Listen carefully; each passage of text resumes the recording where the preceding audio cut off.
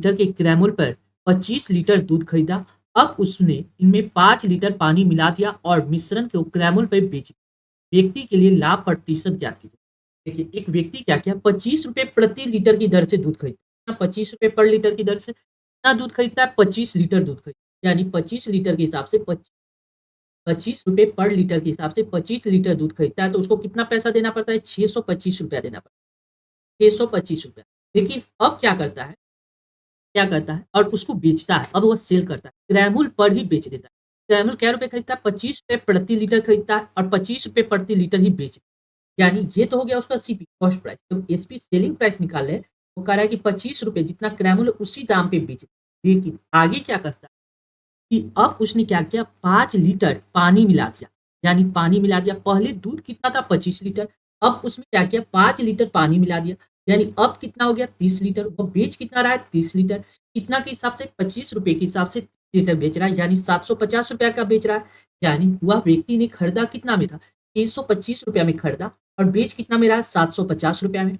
325 में खरीदा और बेच रहा है 750 में। यानी कितना का प्रॉफिट हो रहा है? ₹125 का प्रॉफिट हो रहा है।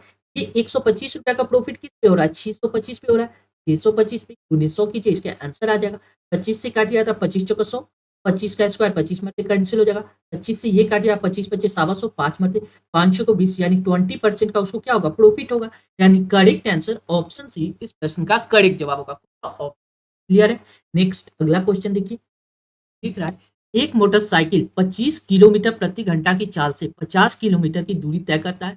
अगली 50 किलोमीटर, यानी ये जो डिस्टेंस 50 किलोमीटर जाता है, अब फिर आगे कितना जाता है? 50 किलोमीटर का डिस्टेंस के लिए मोटरसाइकिल की चाल क्या होनी चाहिए ताकि पूरी यात्रा का औसत चाल कितना हो जाएगा? 30 किलोमीटर प्रति घंटा। आपको एक कंसेप्ट पता होना।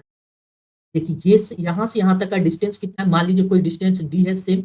अगर कोई व्यक्ति यहाँ से इस तरफ जाता है x किलोमीटर प्रति घंटा और वापस अगर यही सेम डिस्टेंस y किलोमीटर प्रति घंटा की रफ्तार से वापस चलाता है, इसका एवरेज स्पीड हम लोग कैसे निकालते हैं? एवरेज स्पीड इसका क्या होता है? एवरेज स्पीड हो यहाँ से निकाल सकते हैं, 2xy divide by x plus y, ये होता है एवरेज स्पीड। अब देखिए, ये जो डिस्टेंस है दोनों स्थिति में डिस्टेंस सेम है, यानी जाता 50 किलोमीटर पे और अगला भी 50 किलोमीटर। जब डिस्टेंस सेम हो तो यहाँ भी एवरेज का सेम फॉर्मूला लगा सकते हैं। यानी जा कितना से रहा है? 25 किलोमीटर प्रति घंटा से, यानी 2 इंटू 25 किलोमीटर प्रति घंटा। ठीक, और वापस आ रहा है, मान लीजिए यह अगला जो 50 किलोमीटर है यह मोटरसाइकिल से जा रहा है, यानी मान लीजिए y किलोमीटर प्रति घंटा से, और दोनों को जोड़िएगा तो 25 प्लस वाई आ जाएगा, या 25 प्लस वाई। ये एवरेज कितना के बराबर है? ये एवरेज 30 किलोमीटर प्रति घंटा के बराबर है। जब इसको सॉल्व कीजिएगा तो ये कितना हो जाएगा? 25 दूना 50, 50 वाई बराबर कितना होगा? 25 से 75, 750 प्लस कितना हो जाएगा? 30 वाई। ये 30 इधर आ जाएगा तो 20 वाई। 20 वाई बराबर कितना हो जाएगा? 750। ये जीरो से जीरो कैंसिल हो जाएगा। वाई बराबर कितना आ जाएगा? 2 से काट के, यानी 75/2। 75/2 निकालिएगा तो ये आ जाएगा 3 दूना 6, 7 दूना 14, 37.1/2 किलोमीटर प्रति घंटा। यानी करेक्ट आंसर ऑप्शन सी इस प्रश्न का करेक्ट जवाब होगा। कौन सा? ऑप्शन। क्लियर है? नेक्स्ट अगला प्रश्न देखिए, अगला क्वेश्चन क्या कर रहा है, दिख रहा है, एक पिता और एक पुत्र की वर्तमान आयु का योगफल 70 वर्ष है। यदि 10 वर्ष पश्चात, यानी 10 वर्ष के बाद उनकी आयु का अनुपात 2:1 है, तो वर्तमान आयु क्या है? ये जो रेशियो कितना दिया गया? 10 वर्ष के पश्चात, यानी 10 वर्ष के बाद ये रेशियो दिया गया 2x और x। ये क्या है? ये पिता है, फादर है। ये क्या है? सन है।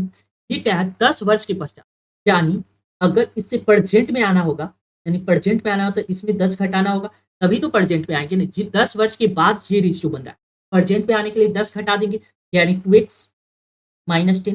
ये आ जाएगा 10 वर्ष के बाद। परसेंटेज फादर का और सन का कितना हो जाएगा? x-10। अब क्या करा है, इन दोनों का योग, पिता और पुत्र का योग कितना दिया गया? 70 वर्ष। जब इन दोनों को ऐड कीजिएगा तो ये कितना हो जाएगा? 3x-10, 10 और 10 20, -20 बराबर कितना आ जाएगा? 70। यानी 3x बराबर कितना हो जाएगा? 90। यानी ये 20 इधर चल जाएगा, 3 से काट दिया, 3 3 9 30 मरते, यानी x का वैल्यू कितना आ गया? 30। x का वैल्यू 30 आ गया, यानी x कहने का मतलब फादर। अब पूछ क्या रहा है कि वर्तमान आयु क्या है? कि पुत्र की 10 वर्ष पहले आयु 30 वर्ष था, वर्तमान आयु कितना हो जाएगा? x-10, यानी 30 में से 10 घटा दीजिए तो पुत्र की वर्तमान आयु कितना आ जाएगा? 20 वर्ष, 20 ईयर। यानी करेक्ट आंसर होगा ऑप्शन बी इस प्रश्न का करेक्ट जवाब होगा। कौन सा? ऑप्शन। क्लियर है? नेक्स्ट अगला प्रश्न देखिए, अगला क्वेश्चन क्या कर रहा है, एक परीक्षा में 100 उम्मीदवार द्वारा प्राप्त औसत अंक 50 है। उत्तीर्ण उम्मीदवार द्वारा प्राप्त औसत अंक 65 तथा असफल उम्मीदवार द्वारा प्राप्त औसत अंक 35 है। परीक्षा में असफल उम्मीदवारों की संख्या ज्ञात कीजिए। देखिए इसको कैसे सॉल्व करेंगे। देखिए एलिगेशन यहाँ पे हम लोग लगा सकते हैं। क्या कह रहा है, पास करने वाले, पास उत्तीर्ण उम्मीदवारों की औसत कितना दिया गया 65, यानी ये है पास करने वाला, इसका एवरेज दिया गया 65 और फेल करने वाला का एवरेज कितना दिया गया 35। ओवरऑल टोटल 100 विद्यार्थी का एवरेज कितना दिया गया 50, यानी बीच में आ जाएगा 50 ओवरऑल। अब इसका रेशियो बनाइएगा तो ये कितना आ जाएगा 65 15 आ जाएगा, घटाइएगा तो इधर 50 में से 35 घटाइएगा तो 15, रेशियो काटिएगा तो ये कैंसिल हो जाएगा, यानी 1:1 आ जाएगा। यानी पास करने वाला एक और फेल करने वाला भी एक, यानी 1:1 कहने का मतलब टोटल 2 यूनिट हो गया। 2 यूनिट का वैल्यू कितना दिया गया 100, 2 यूनिट का वैल्यू 100 है, 1 यूनिट का वैल्यू कितना आ जाएगा 50, यानी अब परीक्षा में असफल उम्मीदवारों की संख्या कितना आ जाएगा 50, यानी correct answer option A. Clear है। नेक्स्ट अगला प्रश्न देखिए। अगला क्वेश्चन का 336 उम्मीदवारों के एक समूह द्वारा एक वस्तुनिष्ठ परीक्षा दी गई। टोटल स्टूडेंट कितना था 336। यह ज्ञात हुआ कि 5/6 उम्मीदवारों ने सभी उत्तर सही दिए, यानी टोटल स्टूडेंट 336 था, जिसमें से 5/6 उम्मीदवार ने सभी सही उत्तर दिए। तो कितने उम्मीदवार ने एक से एक या अनेक गलतियां दी, यानी 5/6 सही दिया, गलत देने वाला कितना हो जाएगा 1/6, 1/6 ऐसे भी निकाल सकते हैं। देखिए टोटल स्टूडेंट कितना था 336 में से 5/6 ऐसे स्टूडेंट है जो टोटल सही के सही आंसर, टोटल सही के सही आंसर देने वाले 6 से काटिया तो 6 पचे 30 या 1 36 56 मरते, यानी ये आ जाएगा कितना 6 पचे 30 50 25 27 28 280 ऐसे स्टूडेंट है जो सभी के सभी सही उत्तर दिए। तो गलत उत्तर देने वाले की संख्या कितना आ जाएगा टोटल, गलत उत्तर देने वाले की संख्या निकाल सकते हैं, टोटल कितना दिया गया, टोटल माइनस सही उत्तर देने वाले की संख्या को घटा देंगे, तो टोटल कितना दिया गया 336, 336 में से 280 घटा दीजिएगा, 336 में से 280 घटाइएगा तो ये कितना आ जाएगा 6 8 13 5, यानी 56 वह संख्या है जो गलत उत्तर देने वाले, यानी करेक्ट आंसर ऑप्शन डी प्रश्न का करेक्ट जवाब होगा। कौन सा ऑप्शन। क्लियर है। नेक्स्ट क्वेश्चन को आप डायरेक्ट यहां से भी सोल्व कर सकते थे। देखिए 5/6 सही दिया, 5/6 सही दिया तो गलत करने वाले कितना होगा 1/6। ये टोटल स्टूडेंट कितना है 336, 336 का 1/6 निकालिएगा, 1/6 निकालिएगा तो ये कितना आ जाएगा 6 पचे 30 या 36 56, यानी करेक्ट आंसर कौन सा आ जाएगा 56, यानी ऑप्शन डी इस प्रश्न का करेक्ट जवाब हो जाएगा। नेक्स्ट, एक व्यापारी ने एक रेडियो का मूल्य 240 रुपया अंकित करता है, जो कि उसके लागत मूल्य से 20% अधिक है। 10% की छूट इनके अंकित मूल्य पे प्रदान की जाती है।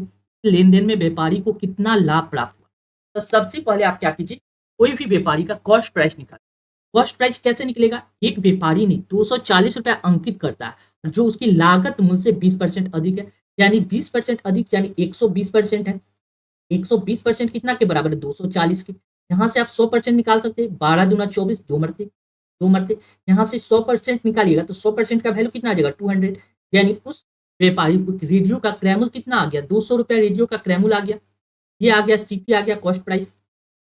अब आगे सेलिंग क्या करता है, 240 रुपया तो अंकित मूल्य है, ठीक है, लेकिन उस पे क्या करता है 10% छूट पे बेचता है। 10% छूट पे बेच रहा है तो 240 का 90% में बेचेगा, 240 का 90% में बेचेगा। जब इसको निकालिएगा तो ये कितना आ जाएगा, जीरो से जीरो कैंसिल, 9 चक 36 और 9 दूना 18 3 आ जाएगा 21, यानी 216, यानी वह व्यक्ति उसको कितना में बेच रहा है 216 रुपया में, यानी उसका सामान का कॉस्ट प्राइस सीपी था 200 रुपया, 200 रुपया सीपी और सेलिंग प्राइस 216 रुपया। अब पूछ रहा है तो कितना लाभ हुआ, कितना लाभ हुआ, लाभ परसेंट नहीं हुआ, टोटल कितना 200 का सामान 216 में बेच रहा है, 16 रुपया का प्रॉफिट हो रहा है, बस यही पूछ रहा है, यानी करेक्ट आंसर ऑप्शन ए इस प्रश्न का करेक्ट जवाब होगा। कौन सा ऑप्शन ए। क्लियर है। नेक्स्ट अगला क्वेश्चन देखिए। अगला क्वेश्चन लिख रहा है, तो क्रमागत छूट करने के बाद 150 रुपए के अंकित मूल्य वाले शर्ट 105 रुपए में उपलब्ध। दूसरा छूट 12.5% है। पहला छूट कितना हो, 12.5% का फ्रैक्शन वैल्यू होता है एक, कितना होता है 1/, यानी 8 में 1 का छूट। देखिए किसी वस्तु का अंकित मूल्य कितना है 150 रुपया, 150 रुपया। पहला छूट कुछ दे रहा होगा, पहला छूट 100 माइनस 1/100, ये आ जाएगा पहला छूट, इंटू दूसरा छूट क्या करता है 8 में 1 का छूट दे रहा है, यानी ये हम लिख सकते हैं 7/8। ये कितना के बराबर है 105 रुपया के। बस इसको सॉल्व कीजिए, 7 से काटिएगा तो 7 एकम 7, 7 बचे 35 15 मरते, 15 से ये कैंसिल हो जाएगा 10 मरते, 10 मरते। 2 से काटिएगा तो 2 2 बचे 10, 2 छक्का 8 4 मरते, यानी यहाँ क्या कीजिएगा 5 मल्टीप्लाई 100 माइनस x बटा 100 बराबर क्या लिख सकते हैं 4 लिख सकते हैं। ये 4 क्रॉस में चला जाएगा 5 से काट सकते हैं 5 दूना 10 2 मरते यानी 20 यानी 100 माइनस x बराबर ये कितना आ जाएगा 80। यहाँ से x का वैल्यू आप फाइंड आउट आसानी से कर सकते हैं। यहाँ से x बराबर क्या हो जाएगा 100 माइनस 80 100 माइनस 80 कहने का मतलब 20 यानी कितना आ जाएगा 20 यानी करेक्ट आंसर क्या होगा 20% यानी ऑप्शन डी इस प्रश्न का करेक्ट जवाब हो जाएगा। नेक्स्ट अगला प्रश्न देखिए दिख रहा है अभिषेक ने एक कार को 50 दिन में कर सकता है। अभिषेक एक काम को कितना दिन में 50 दिन में पिंटू उसी काम को 40 दिन में कर सकता है। एक साथ काम करते हुए उन्हें 45% काम पूरा करने में कितना समय लगेगा। सबसे पहले देखिए एक तरफ अभिषेक है और दूसरी तरफ पिंटू है। अभिषेक अकेला कितना दिन में करता है 50 दिन। पिंटू अकेला कितना दिन में करता है 40 दिन में। 50 और 40 का एलसीएम लीजिएगा तो ये कितना हो जाएगा 5 को 20 यानी टोटल वर्क हमने क्या किया 200 मान लिया। 200 मानने का मतलब हो गया 50 5 को 20 ये एक दिन में 4 काम करता है यानी पिंटू एक दिन में कितना काम करता है 5 काम करता है। ठीक है दोनों अगर एक साथ आ जाए तो 5 4 9 काम करेगा। ठीक है टोटल काम कितना है 200 टोटल काम कितना है 200 उस काम को कितना कराना 45% काम कराना 200 का 200 का हमको कितना कराना है 45% काम कराना है। 200 का 45% कितना हो जाएगा 45 दूना 90 यानी टोटल 90 काम को कराना है।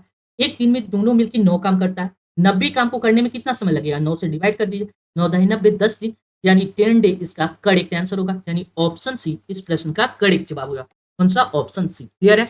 नेक्स्ट अगला क्वेश्चन देखिए अगला क्वेश्चन है क्या करा है 25 की पावर 25 को 26 से भाग देने पे शेषफल क्या प्राप्त होता है। ये क्वेश्चन क्या है रिमाइंडर थ्योरम का क्वेश्चन। देखिए यहाँ क्या कर सकते हैं अगर सपोज दैट इस तरह का क्वेश्चन है 25 को 25 को अगर 26 से डिवाइड करना है यहाँ पे अगर हमको रिमाइंडर कितना बचता रिमाइंडर 25 बचता पॉजिटिव रिमाइंडर। अगर निगेटिव रिमाइंडर देखा जाए तो यहाँ पे निगेटिव रिमाइंडर क्या बचता -1 जबकि रिमाइंडर निगेटिव नहीं होता है। अगर निगेटिव रिमाइंडर क्या बचता -1 बचता तो क्योंकि 26 के पास पहुंचने के लिए एक कम है यानी निगेटिव रिमाइंडर -1 बचता। अगर यह निगेटिव रिमाइंडर -1 हमको प्राप्त हो रहा है इससे अगर हम रियल रिमाइंडर प्राप्त करना होता तो हम क्या करते रिमाइंडर प्राप्त करना होता तो हम क्या करते 26 में से निगेटिव -1 आ रहा है तो इसको घटा देते बचता कितना 20 यानी अगर कब होता है जब केवल 25 होता।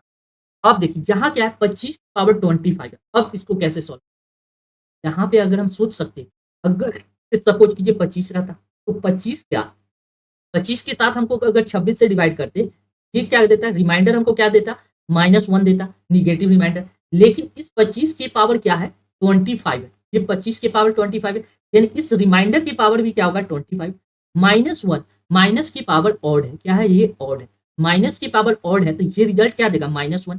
अब हमको क्या आ रहा है रिमाइंडर क्या आ रहा है -1 आ रहा है जबकि रियल रिमाइंडर हम कैसे निकालते हैं रियल रिमाइंडर निकालने के लिए हमको क्या करना पड़ता है 26 में से -1 को घटा देते यानी कितना बचता है 25 यानी करेक्ट रिमाइंडर क्या होगा 25 यानी ऑप्शन डी इस प्रश्न का करेक्ट जवाब ऑप्शन डी क्लियर है।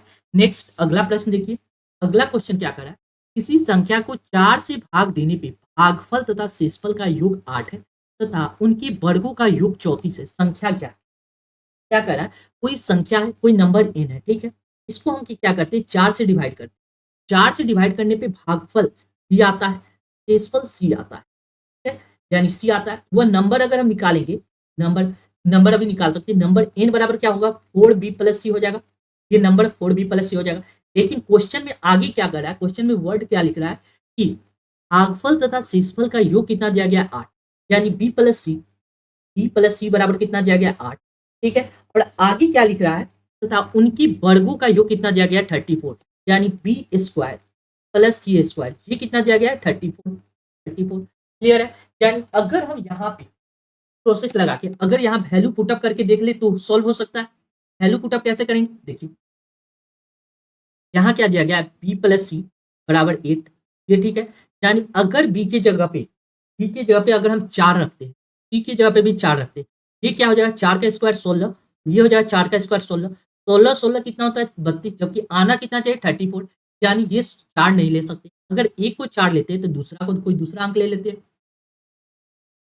ये जो सी है ये रिमाइंडर 4 से हमेशा छोटा होगा कि is always less than 4 is always less than 4 ये क्या होगा कि 4 से छोटा होगा ठीक है तो होगा 4 से छोटा होगा। अगर सी को 3 लेते हैं, ठीक है, तो बी को कितना लेगा? 5 लेना होगा। 5 का स्क्वायर कितना हो जाएगा? 25। 3 का स्क्वायर क्या हो जाएगा? 9। 9 और 5 कितना हो जाएगा? 4। 34। 9 और 5 कितना हो जाएगा? 34। यानी करेक्ट पोजीशन क्या होगा? 5 और 3 का होगा। अब क्या करना है? तो संख्या ज्ञात कीजिए। संख्या क्या है? n। n बराबर क्या है? 4b। 4b की जगह पे हम क्या रखेंगे? 5 प्लस क्या है? c की जगह पे 3 रखेंगे। 5 को 20, 20 और 3 कितना हो जाएगा? 23। यानी 20 प्लस 3 कितना हो जाएगा? 23। यानी करेक्ट आंसर कौन सा होगा? ऑप्शन ए इस प्रश्न का करेक्ट जवाब कौन सा? Option A. क्लियर है? नेक्स्ट अगला प्रश्न हम लोग देखेंगे। अगला क्वेश्चन क्या कर रहा है? देखिए, लिख रहा है ये जो दिया गया है इनमें से सभी भिन्न को अवरोही क्रम में ले तो तीसरा भिन्न क्या हो? अवरोही मतलब क्या होता है? घटता हुआ क्रम। घटता हुआ क्रम।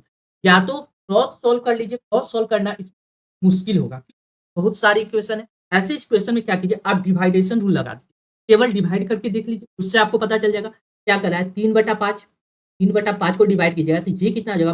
पॉइंट देंगे 531 0.6 आ जाएगा। ठीक है, 1/8 को हम लोग क्या लिख सकते हैं? 1/8। आप फ्रैक्शन में भी 1/8 का वैल्यू पढ़ते हैं, 1.125 होता है फ्रैक्शन में। अब कितना आ जाएगा? 8/11। 8/11 का अगर फ्रैक्शन निकालिएगा तो ये आ जाएगा 0.727। उसके बाद कितना? 4/9। 4/9 को अगर डिवाइड कीजिएगा तो ये आ जाएगा 0.444।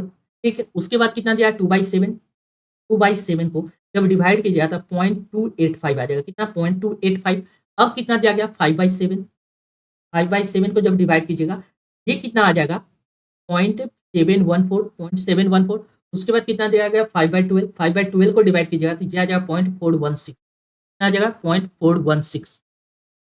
यहाँ हमने पॉइंट में निकाल लिया। अब क्या करा? अवरोही क्रम यानी घटते हुए क्रम, यानी सबसे पहले सबसे बड़ा वाला संख्या खोजेंगे, उसके बाद उससे छोटा, सबसे पहले बड़ा। देखिए इसमें सबसे बड़ा क्या है? 7, 727 और 714। यानी पहला नंबर पे ये आ जाएगा, दूसरा नंबर पे ये आ जाएगा। अब देखिए 7 के बाद क्या बच रहा है? 6, यानी तीसरा नंबर पे ये आ जाएगा। उसके बाद चौथा नंबर पे कितना आ जाएगा? ये वाला आ जाएगा चौथा।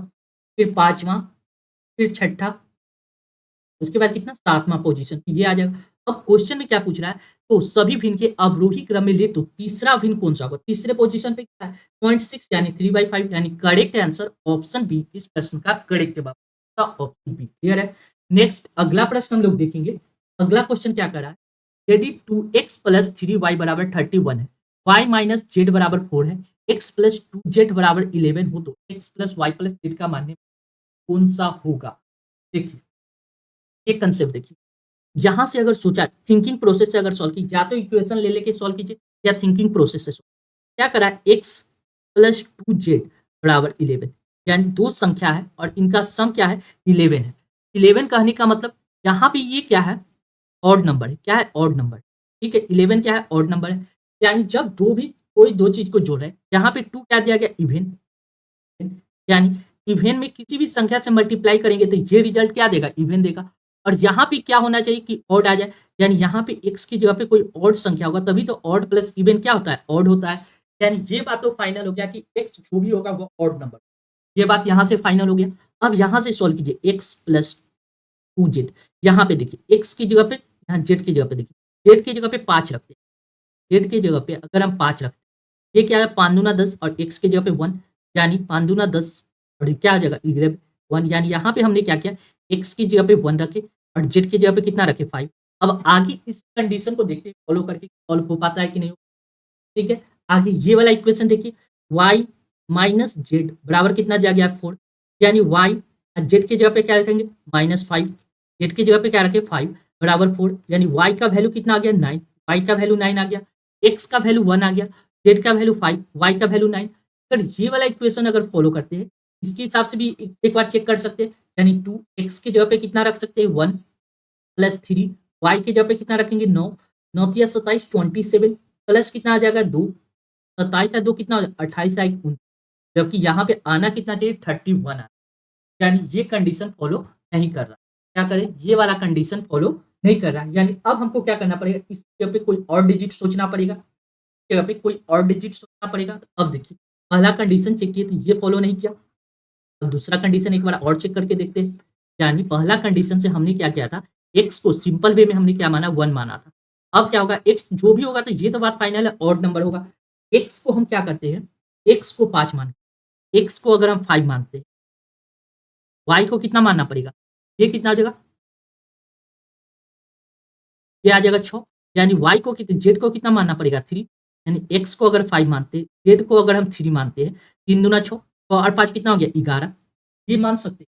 यानी x की जगह पे हमने क्या माना 5 माना और z की जगह हमने कितना माना 3 माना। अब ये वाला इक्वेशन को देख लेते हैं, यहाँ से y का वैल्यू निकाल के देख लेते हैं, यहाँ से y का वैल्यू निकालेगा, y बराबर कितना हो जाएगा 4 + 6, यानी y बराबर कितना हो जाएगा 4 और 3 7, यानी y का वैल्यू कितना आ गया 7।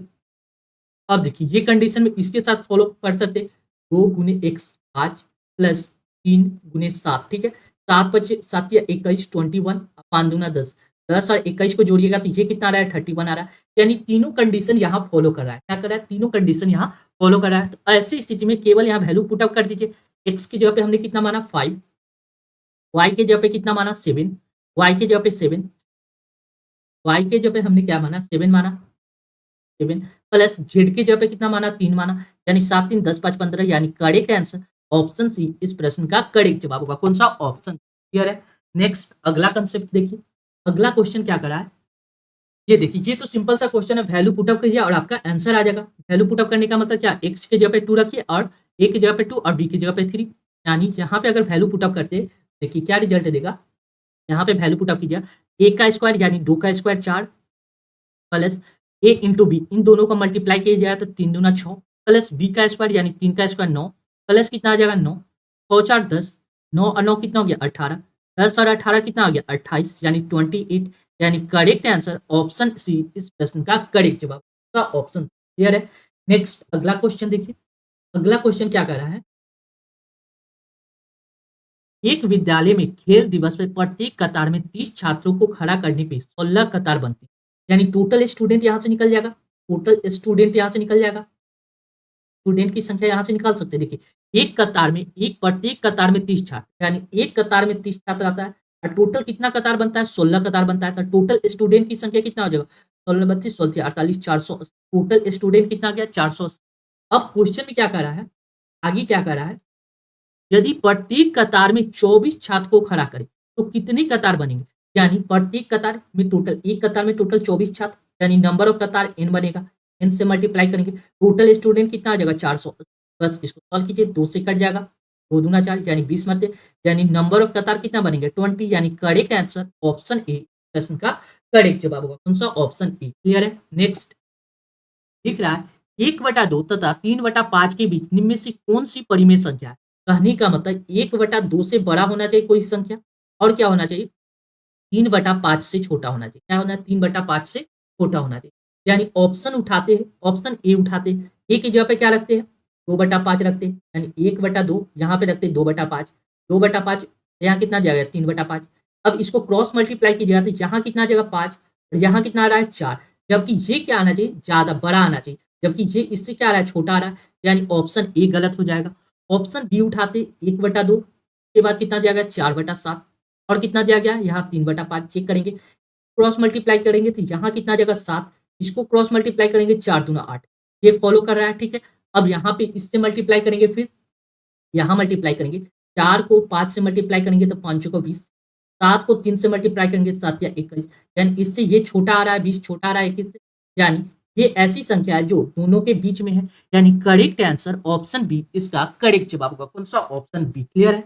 नेक्स्ट दिख रहा है 3 घंटे 40 मिनट के एक अंतराल को गलती से 3 घंटा 45.5 मिनट मान लिया गया, प्रतिशत भूल क्या कीजिए, सबसे पहले आप क्या कीजिए टाइम को कैलकुलेट कर लीजिए अलग अलग, क्या करा है 3 घंटा 45 मिनट, 3 घंटा 45 मिनट को हम क्या लिख सकते हैं, 3 घंटा को मिनट में बदलने के लिए 60 से मल्टीप्लाई कर सकते हैं, ठीक है, और 40 मिनट को 40 मिनट ही रहने दीजिए, इसको ऐड कीजिएगा तो ये कितना आ जाएगा 18, 18 में 180 में 40 जोड़िएगा तो ये कितना आ जाएगा 220 मिनट, क्लियर है। अब यहाँ देखिए 3 घंटा 45.5 मिनट को ऐड कर लीजिए, ये कितना आ जाएगा 3 मल्टीप्लाई 60 प्लस कितना आ जाएगा 45.5, इसको ऐड किया जाए 6 18 180, 180 में 45.5 ऐड कीजिएगा, ये कितना आ जाएगा 225.5, कितना आ रहा है 225, ये बात तो क्लियर हो गया, यानी कितना गलती आ रहा है 220 आना चाहिए एक्चुअल में, जबकि आ कितना आ रहा है 225.5, आ कितना आ रहा है 225 पॉइंट, क्लियर है 225.5 आ रहा है, यानी कितना ज्यादा आ रहा है। अब देखिएगा तो ये आ रहा है कितना 5.5 ज्यादा आ रहा है, 5.5 ये किससे ज्यादा आ रहा है, 220 से ज्यादा आ रहा है। बस इसको परसेंटेज में देख लीजिए, 220 मल्टीप्लाई 100 कर दीजिए, ये पॉइंट हटाइएगा तो नीचे 0 आ जाएगा, डबल जीरो से डबल जीरो कैंसिल, 5 से काटिएगा तो 11 से काटिए, 11 5 55, 11 दूना 22, यानी 5/2 को हम क्या लिख सकते हैं, 5/2 को लिख सकते हैं 2.5%, 2.5% यानी करेक्ट आंसर ऑप्शन ए इस प्रश्न का करेक्ट जवाब। कौन सा, ऑप्शन ए। क्लियर है। नेक्स्ट अगला क्वेश्चन देखिए, दिख रहा है एक महिला ने अपना ईयरफोन 2000 रुपए में बेचा और उसका क्रैमुल की बराबर प्रतिशत का लाभ होता है। ईयरफोन का क्रैमुल क्या कीजिए, प्रॉफिट कितना होता है, क्रैमुल की बराबर प्रॉफिट होता है। जब भी बोले कि क्रैमुल की बराबर लाभ परसेंट प्राप्त, ऐसी स्थिति में क्रैमुल कितना होगा, तो ईयरफोन का क्रैमुल कैसे निकालेंगे, ये देखिए एसपी, ये क्या दिया गया है, सेलिंग प्राइस इतना रुपए में बेचा जाता है। एसपी बराबर अगर हमको देखा जाए, ये एसपी बराबर होता है एक्स, ये होता है एक्स सीपी मान ली cost price, X into 100 plus X, 100 plus X बटा 100, 100 प्लस एक्स बटा, ये एसपी के बराबर आ जाएगा। कहने का मतलब अगर ऑप्शन का सहारा लेते, ऑप्शन ए में लिखाते हैं, यहाँ पे अगर इस सीपी एक्स के जगह पे सीपी का वैल्यू 200 रखेंगे, ये रिजल्ट अगर 2000 दे रहा है तो ये हो जाएगा। यानी ऑप्शन चेक करते हैं इस तरह से, तो देखिए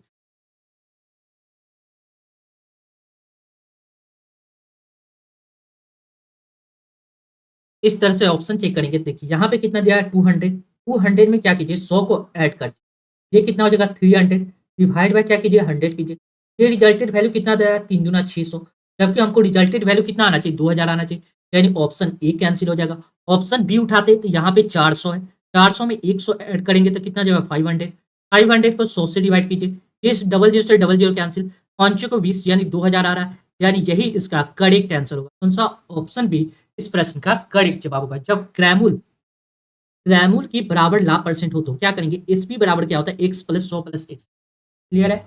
नेक्स्ट अगला प्रश्न देखिए, लिख रहा है एक धनराशि एक निश्चित समय पे 1/4 वर्ष में स्वयं का 41/40 हो जाता है, तो प्रति वर्ष ब्याज की दर क्या, ये जब भी दिया जाए फ्रैक्शन में दिया जाए तो नीचे वाले को क्या मान लीजिए कॉस्ट प्राइस, यानी मूलधन मान लीजिए, यानी मान लीजिए प्रिंसिपल कितना है 40 रुपया है, ठीक है, और क्या करा है इतना वर्ष में स्वयं का इतना हो जाता है, यानी अमाउंट कितना दिया गया है, अमाउंट क्या दिया गया प्रिंसिपल का 41/40, ये अमाउंट दिया गया था 40 से 40 कैंसिल, यानी अमाउंट कितना हो गया 41, ये अमाउंट हो गया। यहाँ से इंटरेस्ट अगर हम देखा जाए, इंटरेस्ट कितना प्राप्त हो रहा है, इंटरेस्ट कितना प्राप्त हो रहा है 41 माइनस 40, यानी 1 रुपया इंटरेस्ट प्राप्त हो रहा है, 1 रुपया इंटरेस्ट प्राप्त हो रहा है। यहाँ से क्लियर है। टाइम कितना दिया गया है, टाइम कितना दिया गया 1/4 ईयर, 1/4 ईयर।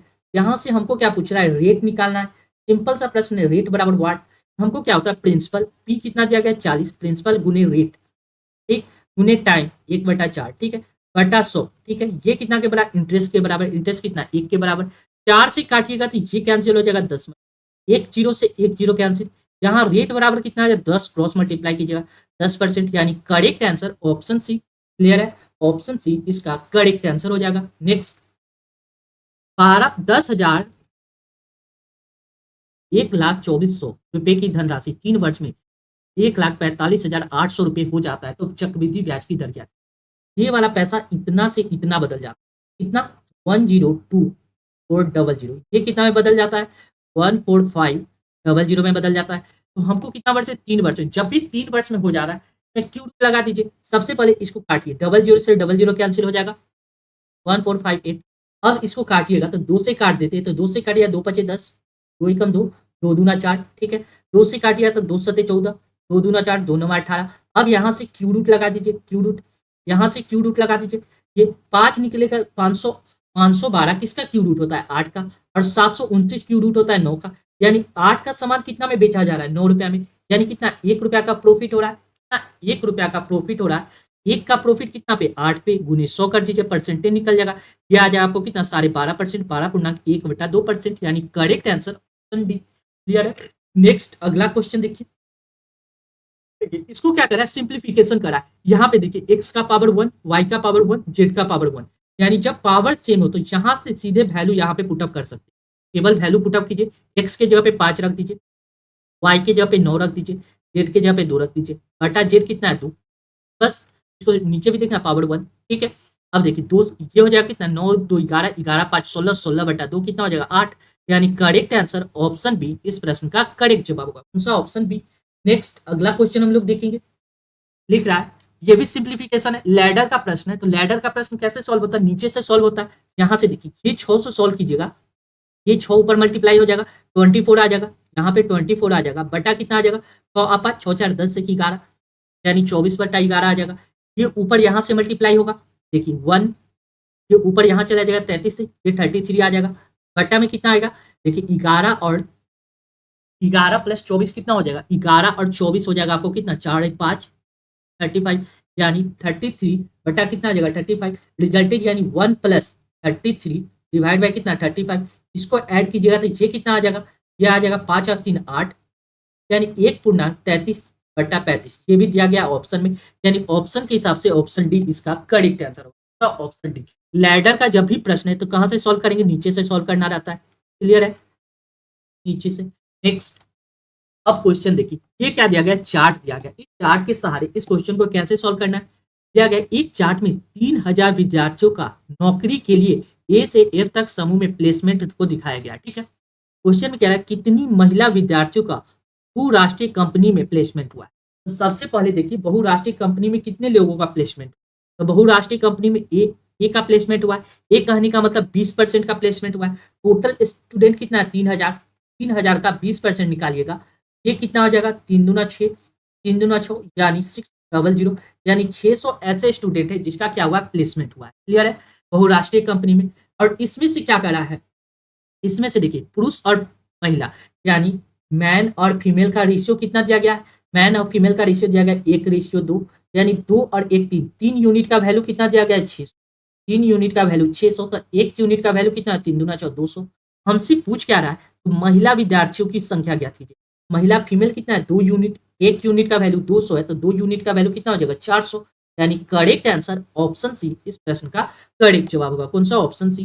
नेक्स्ट अगला देखिए, सेम उसी डायग्राम पे क्वेश्चन है, क्या करा है, कितने विद्यार्थी पाठ्यक्रम में अनुत्तीर्ण हुए, यानी अनुत्तीर्ण होने का मतलब कितने स्टूडेंट फेल हुए ये निकालना। देखिए यहाँ क्या दिया है, बहुराष्ट्रीय कंपनी में, ठीक है, औसत वेतन 5 लाख रुपए से अधिक, स्थानीय संगठन, राष्ट्रीय संगठन, प्लेसमेंट नहीं हुआ, प्लेसमेंट नहीं हुआ, ठीक है, और इफ उत्तीर्ण नहीं हुए, उत्तीर्ण नहीं हुए, यानी उत्तीर्ण नहीं हुए, अनुत्तीर्ण नहीं हुआ, और यहाँ का प्लेसमेंट नहीं हुआ, हमको किसका चाहिए, प्लेसमेंट जिसका नहीं हुआ उसके स्टूडेंट की संख्या निकालना होगा, यानी प्लेसमेंट किसका नहीं हुआ 20% का नहीं हुआ, और जबकि यहाँ क्या करा पाठ्यक्रम में उत्तीर्ण नहीं हुए, उत्तीर्ण नहीं हुए यानी अनुत्तीर्ण हो गए, उत्तीर्ण नहीं हुए यानी क्या करा अनुत्तीर्ण हो गए, अनुत्तीर्ण होने वाले की संख्या कितना एफ है, एफ कहने का मतलब कितना है 10%, 10% यानी टोटल स्टूडेंट कितना है 3000, 3000 का 10% ऐसा है जो अनुत्तीर्ण रह गया, बस यहाँ का 3000 का 10% कितना आ जाएगा 300, यानी करेक्ट आंसर ऑप्शन बी इसका करेक्ट जवाब होगा, कौन सा, ऑप्शन बी, क्लियर है। नेक्स्ट अगला क्वेश्चन देखिए, देखिए यहाँ से आपको एक कंसेप्ट पता होना चाहिए, क्या चीज, क्वाड्रेटिक इक्वेशन का एक कंसेप्ट होता है, क्वाड्रेटिक इक्वेशन क्या होता है, A X square plus B X plus C बराबर 0, ये हो गया क्वाड्रेटिक। यहाँ पे आपको एक कंसेप्ट देखना है, ए अगर पॉजिटिव हो, ए अगर पॉजिटिव हो क्या होना चाहिए, ए अगर पॉजिटिव हो तो यहाँ पे न्यूनतम वैल्यू पूछा जाए, क्या पूछेगा, न्यूनतम वैल्यू, न्यूनतम वैल्यू, न्यूनतम वैल्यू कैसे निकालते हैं, 4ac माइनस बी बटा 4, ठीक है, और यहाँ से पूछा न्यूनतम, मैक्सिमम वैल्यू पूछा जाए, मैक्सिमम वैल्यू पूछा जाए, ये होता है इनफाइनाइट, मैक्सिमम वैल्यू क्या हो जाए इनफाइनाइट, ठीक है। अगर इसी जगह पे ए की जगह पे ये वाला ए, कहाँ ये पहला कंडीशन था ए पॉजिटिव हो, अब दूसरा कंडीशन है ए अगर निगेटिव, ये क्या हो, ए निगेटिव, ए निगेटिव, ए जब निगेटिव होगा यहाँ से आपको दो चीज पूछेगा, न्यूनतम वैल्यू और मैक्सिमम वैल्यू, यहाँ पे न्यूनतम वैल्यू क्या होगा, न्यूनतम वैल्यू अगर पूछा जाए न्यूनतम तो ये हो जाएगा ठीक, यहाँ से आप मैक्सिमम वैल्यू निकाल सकते, मैक्सिमम वैल्यू के लिए सेम फॉर्मूला जो ये वाला है सेम चीज यहाँ रख दीजिए, 4ac माइनस बी स्क्वायर बटा 4, ठीक है। अब देखिए ये जो क्वाड्रेटिक ये इक्वेशन है इसको क्वाड्रेटिक में पहले सॉल्व कीजिए, क्वाड्रेटिक में सॉल्व कीजिएगा तो क्रॉस मल्टीप्लाई कीजिएगा एक्स स्क्वायर माइनस 2x ठीक है, माइनस 9x प्लस कितना हो जाएगा 18, ठीक है, यानी रिजल्टेड वैल्यू क्या आ जाएगा x square minus 9 10 1 11, 11x plus 18, x square minus 11x plus 18 आ गया। यहाँ पे x देखिए, x का कोफिशिएंट क्या है पॉजिटिव है, x का कोफिशिएंट क्या है पॉजिटिव है, जब x का कोफिशिएंट पॉजिटिव है हमसे पूछ क्या रहा है, न्यूनतम मान पूछ रहा है। न्यूनतम मान के लिए हमको फॉर्मूला वैल्यू पुटअप करना पड़ेगा। फॉर्मूला क्या होता है, 4a इस 4a का मल्टीपल 1 है और बी कितना है, सी की जगह पे 18 है, ठीक है, माइनस बी स्क्वायर, तो बी की जगह पे क्या दिया गया है, -11, -11 का स्क्वायर कीजिए, ठीक है, बटा में क्या लिख सकते हैं, 4a की जगह पे 1 है, बस इसको सॉल्व कर दीजिए। ये कितना, 88 72 माइनस 121 बटा कितना आ जाएगा 4, 72 माइनस 121 बटा 4, ये सॉल्व कीजिएगा तो ये आ जाएगा -49 बटा 4, -49 बटा 4, यानी करेक्ट आंसर ऑप्शन ए का करेक्ट जवाब होगा। क्लियर है। नेक्स्ट अगला क्वेश्चन देखिए, अगला क्वेश्चन करा है 240 की सभी गुणनखंडों का योग चाहिए। हमकी इंपॉर्टेंट वर्ड है क्या, 240 की सभी गुणनखंडों। सबसे पहले क्या कीजिए, 240 को फैक्टर कर दीजिए। तो 240 को फैक्टर कैसे करेंगे, 240 को फैक्टर कैसे करेंगे, और नंबर में तोड़िए, इसको लिख सकते हैं 24 गुने 10 लिख सकते हैं, 24 गुने 10 को क्या लिख सकते हैं, 8 गुने 3 लिख सकते हैं 24, ठीक है, और 10 को क्या लिख सकते हैं, 2 गुने 5 लिख सकते हैं। ये बात क्लियर है।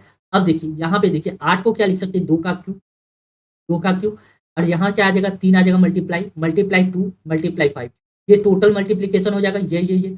अब यहाँ पे देखिए एक सिंगल फॉर्मेट में लिखे तो 2 के पावर कितना आ जाएगा 4, मल्टीप्लाई 3 के पावर 1 मल्टीप्लाई 5, ये क्या आ गया, गुणनखंड। लेकिन अगर हमसे पूछे इस कितने गुणनखंड हो सकते हैं, तो गुणनखंडों की संख्या अगर पूछा, नंबर पूछता, यहाँ गुणनखंडों की संख्या पूछता, तब हम कैसे निकालते, तो देखिए गुणनखंडों की संख्या पूछता है तो केवल क्या करते, इसकी पावर में 1 का वृद्धि, 4 में 1 का वृद्धि 5 मल्टीप्लाई, 3 में 1 का वृद्धि 2 मल्टीप्लाई, 5 में 1 का वृद्धि करते कितना 2, यानी 5 दूना 10, 10 हो जाता, और 10 दूना 20, यानी अगर गुणनखंड पूछता ये रिजल्ट कितना, 5 दूना 10, 10 दूना 20, गुणनखंड कितना आता है 20। जबकि हमसे क्या पूछ रहा है, गुणनखंडों का योग पूछ रहा है। इसको देखिए 2 की पावर 5 कैसे लिखे, लिखने का एक तरीका समझिए। सबसे पहले लिखिए 2 की पावर 0 या प्लस 2 की पावर 1 प्लस 2 की पावर 2 प्लस 2 की पावर 3 प्लस कितना जगह 2 की पावर 4, ये इस तरह से लिखिए, जिस कारण ये कितना आ गया 5 आ गया, ठीक है, गुणनखंड मल्टीप्लाई, ठीक है। अब क्या करना है, 3 की पावर 1 है, 3 की पावर 0 प्लस क्या आ जाएगा 3 की पावर 1, क्लियर है। फिर मल्टीप्लाई करना पड़ेगा, 5 की पावर 0 प्लस कितना हो जाएगा 5 की पावर, क्लियर है। अब इसको सॉल्व कीजिए, सॉल्व कीजिएगा तो ये कितना आ जाएगा 2 आ जाएगा, प्लस ये कितना आ जाएगा 2, ये 1 आ जाएगा, किस अंक पे पावर 0 क्या होता है 1 होता है, 2 आ जाएगा, प्लस 4 आ जाएगा, प्लस 8 आ जाएगा, प्लस 16 आ जाएगा, ठीक है, तो ऐड कर देना है। यहाँ मल्टीप्लाई कीजिएगा तो ये कितना आ जाएगा 1 प्लस 3, अब देखिए फिर मल्टीप्लाई कीजिएगा 1 प्लस, कोई दिक्कत नहीं, यहाँ तक हम आसानी से सॉल्व कर सकते हैं। यहाँ कितना आ जाएगा 3 और 1 4 आ जाएगा, मल्टीप्लाई 5 और 1 6 आ जाएगा, मल्टीप्लाई ये देखिए 16 4 20 8 28 2 30 1 31 31 मल्टीप्लाई 4 मल्टीप्लाई 6, ये जब मल्टीप्लाई कीजिएगा तो ये कितना आ जाएगा 744 744, यानी करेक्ट आंसर ऑप्शन डी इस प्रश्न का करेक्ट जवाब। कौन सा, ऑप्शन डी, क्लियर है। यानी यहाँ से हमने 2 कंसेप्ट पूछा, यानी अगर संख्या निकालना रहता 7,636 और 11,628 मत प्राप्त किए, जीतने वाले उम्मीदवार को कुल मतों का कितना प्रतिशत मत प्राप्त हुआ। तो विनर कौन है, ये वाला। तो देखिए 3 पार्टिसिपेंट थे, पार्टिसिपेंट P1 था, वो कितना वोट लाता है, तो वो लाता है 1,136 वोट लाता है। पार्टिसिपेंट P2 कितना वोट लाता है, ये लाता है 7,636 वोट। और एक है पार्टिसिपेंट P3, ये कितना वोट लाता है, ये लाता है 11,628 वोट लाता है। यानी टोटल वोट कितना हो गया, तो देखिए 6 6 12 8 20 0 हासिल 2 3 2 5 5 3 8 2 10 हासिल 1 1 1 2 6 2 8 8 8 6 20 20 के 0 8 6 14 8 6 14 के 4 हासिल 1 1 1 2 7 2 9 9 1 10 0 हासिल 1 1 1 2, यानी टोटल वोट कितना हो गया 20400। टोटल वोट आपको आ गया कितना 20400, 20400। अब क्या पूछ रहा है, जीतने वाले उम्मीदवार ने, जीतने वाले कितना वोट लाया था 11,628 वोट लाया था। हमको क्या परसेंटेज निकालना है, तो 100 से मल्टीप्लाई कर देंगे बस। देखिए 00 से 00, ये देखिए 5 दूना 10, यानी ये कितना है 5 गुना से ज्यादा है, 5 गुना से ज्यादा है, तो 5 गुना से ज्यादा केवल ऑप्शन सी है, यानी ये कट जाएगा, आपको कितना मरते 57 मरते, यानी करेक्ट आंसर ऑप्शन सी इस प्रश्न का करेक्ट जवाब होगा। कौन सा, ऑप्शन सी, क्लियर है। नेक्स्ट अगला क्वेश्चन देखिए, लिख रहा है ए एक निश्चित कार्य को पूरा करने में बी और सी द्वारा मिलकर उस काम को पूरा करने में लगने वाले समय से 2.4 गुना समय लेता है। यदि ए और बी मिलकर उस उक्त काम को 27 दिन में कर सकता है, सी अकेला उस काम को 75 दिन में कर सकता है, तो बी अकेला उस काम को कितने दिन में करेगा। हमको क्या करना है, एक कंडीशन ये है, यहां से लेके यहां तक का कंडीशन है। इस कंडीशन से हम क्या कर सकते, इफिशियंसी निकाल सकते। यहां से लेके ये वाला यहां तक का कंडीशन को प्रयोग करके इन तीनों का एफिशिएंसी निकाल सकते। देखिए क्या करा, ए और बी मिलकर किसी काम को करता है तो कितना दिन में कर लेता है, 27 दिन में। और सी अकेला उसी काम को करने में लेता है 75 दिन। यानी 27 और 75 का एलसीएम लीजिएगा तो ये आ जाएगा 675। कितना, 675। 27 से काटिएगा तो ये कट जाएगा 25 मरते, और देखिए 75 से काटिएगा तो 9 मरते। यानी ओवरऑल टोटल इफिशियंसी एक दिन में, यानी एक दिन में किया गया काम टोटल इफिशियंसी कहलाता है। तो 25 और 9 कितना हो जाएगा, 34। एक दिन का इफिशियंसी कितना आ गया, 34। क्लियर हो गया। अब देखिए पहला लाइन में क्या कर रहा है, फर्स्ट लाइन के हिसाब से अगर देखा जाए, फर्स्ट लाइन यहां से, ये वाला लाइन यहां से लेके यहां तक अगर सॉल्व करते इसका एफिशिएंसी के हिसाब से, तो देखिए क्या कर रहा है, यहां लिख रहा है क्या, ए एक निश्चित कार्य को पूरा करने में बी और सी द्वारा मिलकर उस काम को पूरा करने में लगने वाले समय से 2.4 गुना समय लेता है। यहाँ टाइम दिया गया ए समय लेता है कितना, बी और सी जितना टाइम लेता है।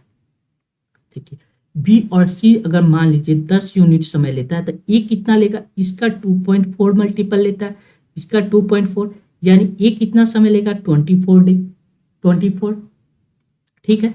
अब देखिए ये आ गया टाइम, तो इफिशियंसी यहां से निकाल सकते हैं। इफिशियंसी क्या होता है, टाइम और इफिशियंसी का रेशियो अपोजिट होता है, यानी 10 रेशियो कितना आ जाएगा, 24। 10 रेशियो 24, यानी अगर इन दोनों इफिशियंसी को जोड़िएगा तो ये कितना आ जाएगा, 34। इसका इफिशियंसी कितना आ गया, 34, और यहाँ भी इफिशियंसी कितना आ गया, 34। यानी ये दोनों आपस में बराबर हो गए, इक्वल हो गया। यानी कहने का मतलब इस बात से हम लिख सकते ए प्लस बी प्लस सी, ये तीनों मिलके एक दिन में कितना काम करेगा, 34 काम करेगा। यहां देखिए इस हिसाब से ए एक दिन में कितना काम करता है, 10। इसके हिसाब से ए एक दिन में कितना काम करेगा, 10। और ये पहले वाले के हिसाब से सी एक दिन में कितना काम करेगा, 9। सी एक दिन में कितना काम करेगा, 9। क्लियर है। यानी बी एक दिन में कितना काम करेगा, यहां से निकाल देंगे, यानी ये कितना दिया गया, 34। यानी बी बराबर कितना हो जाएगा, 34। 34 माइनस 19, 34 माइनस 19 घटाइएगा तो कितना आ जाएगा, 15। यानी बी एक दिन में 15 काम करता है। ये बात क्लियर है। तो बी अकेला इस काम को कितने दिन में पूरा करेगा, टोटल वर्क कितना है, 675। टोटल वर्क कितना है, 675। तो बी को उस 675 काम को करने में कितना समय लगेगा, 675 टोटल वर्क है, एक दिन में बी 15 काम करता है। इसको डिवाइड कर दीजिए, ये कट जाएगा 45 दिन, यानी 45 डे में बी उस पूरा काम को कंप्लीट कर लेगा। यानी करेक्ट आंसर ऑप्शन बी इस प्रश्न का करेक्ट जवाब होगा। कौन सा, ऑप्शन बी। क्लियर है। नेक्स्ट अगला प्रश्न देखिए क्या करा, निम्नलिखित का मान ज्ञात कीजिए। ये क्या है, ये सिंप्लीफिकेशन का क्वेश्चन है, और सिंप्लीफिकेशन हमको क्या सिखाता है, बोर्ड मास। सिंप्लीफिकेशन हमको क्या बताता है, बोर्ड मास। यानी बोर्ड मास के हिसाब से सॉल्व करने से आप इसको आसानी से सॉल्व करेंगे। बोर्ड मास क्या कहता है, सबसे पहले ब्रैकेट का, ब्रैकेट यहाँ पे 6 में से 7 जाएगा तो रिजल्टेड वैल्यू क्या आएगा, -1। और उसके बाद ऑफ, यानी 3 को 24 से मल्टीप्लाई कीजिएगा तो 4 से 12, 3 दूना 6, 1 7 72, और 3 को 5 से मल्टीप्लाई किया जाए तो 15 आ जाएगा, कोई दिक्कत नहीं। अब सॉल्व कर दीजिए। देखिए 9 मल्टीप्लाई 2, उसके बाद डिवीजन का काम आता है, यानी 3 नीचे में कितना आ जाएगा, 72। अब देखिए माइनस ये और ये माइनस दोनों मल्टीप्लाई होगा तब प्लस आ जाएगा, +3 multiply 3 divide by 2, 3 divide by 2। उसके बाद क्या करा है, मल्टीप्लीकेशन का साइन है, 3 डिवाइड बाई 2 मल्टीप्लाई 2, ये वाला 2 आ जाएगा, मल्टीप्लाई 2 प्लस कितना, 3 डिवाइड बाई 15। बस इसको सॉल्व कीजिए।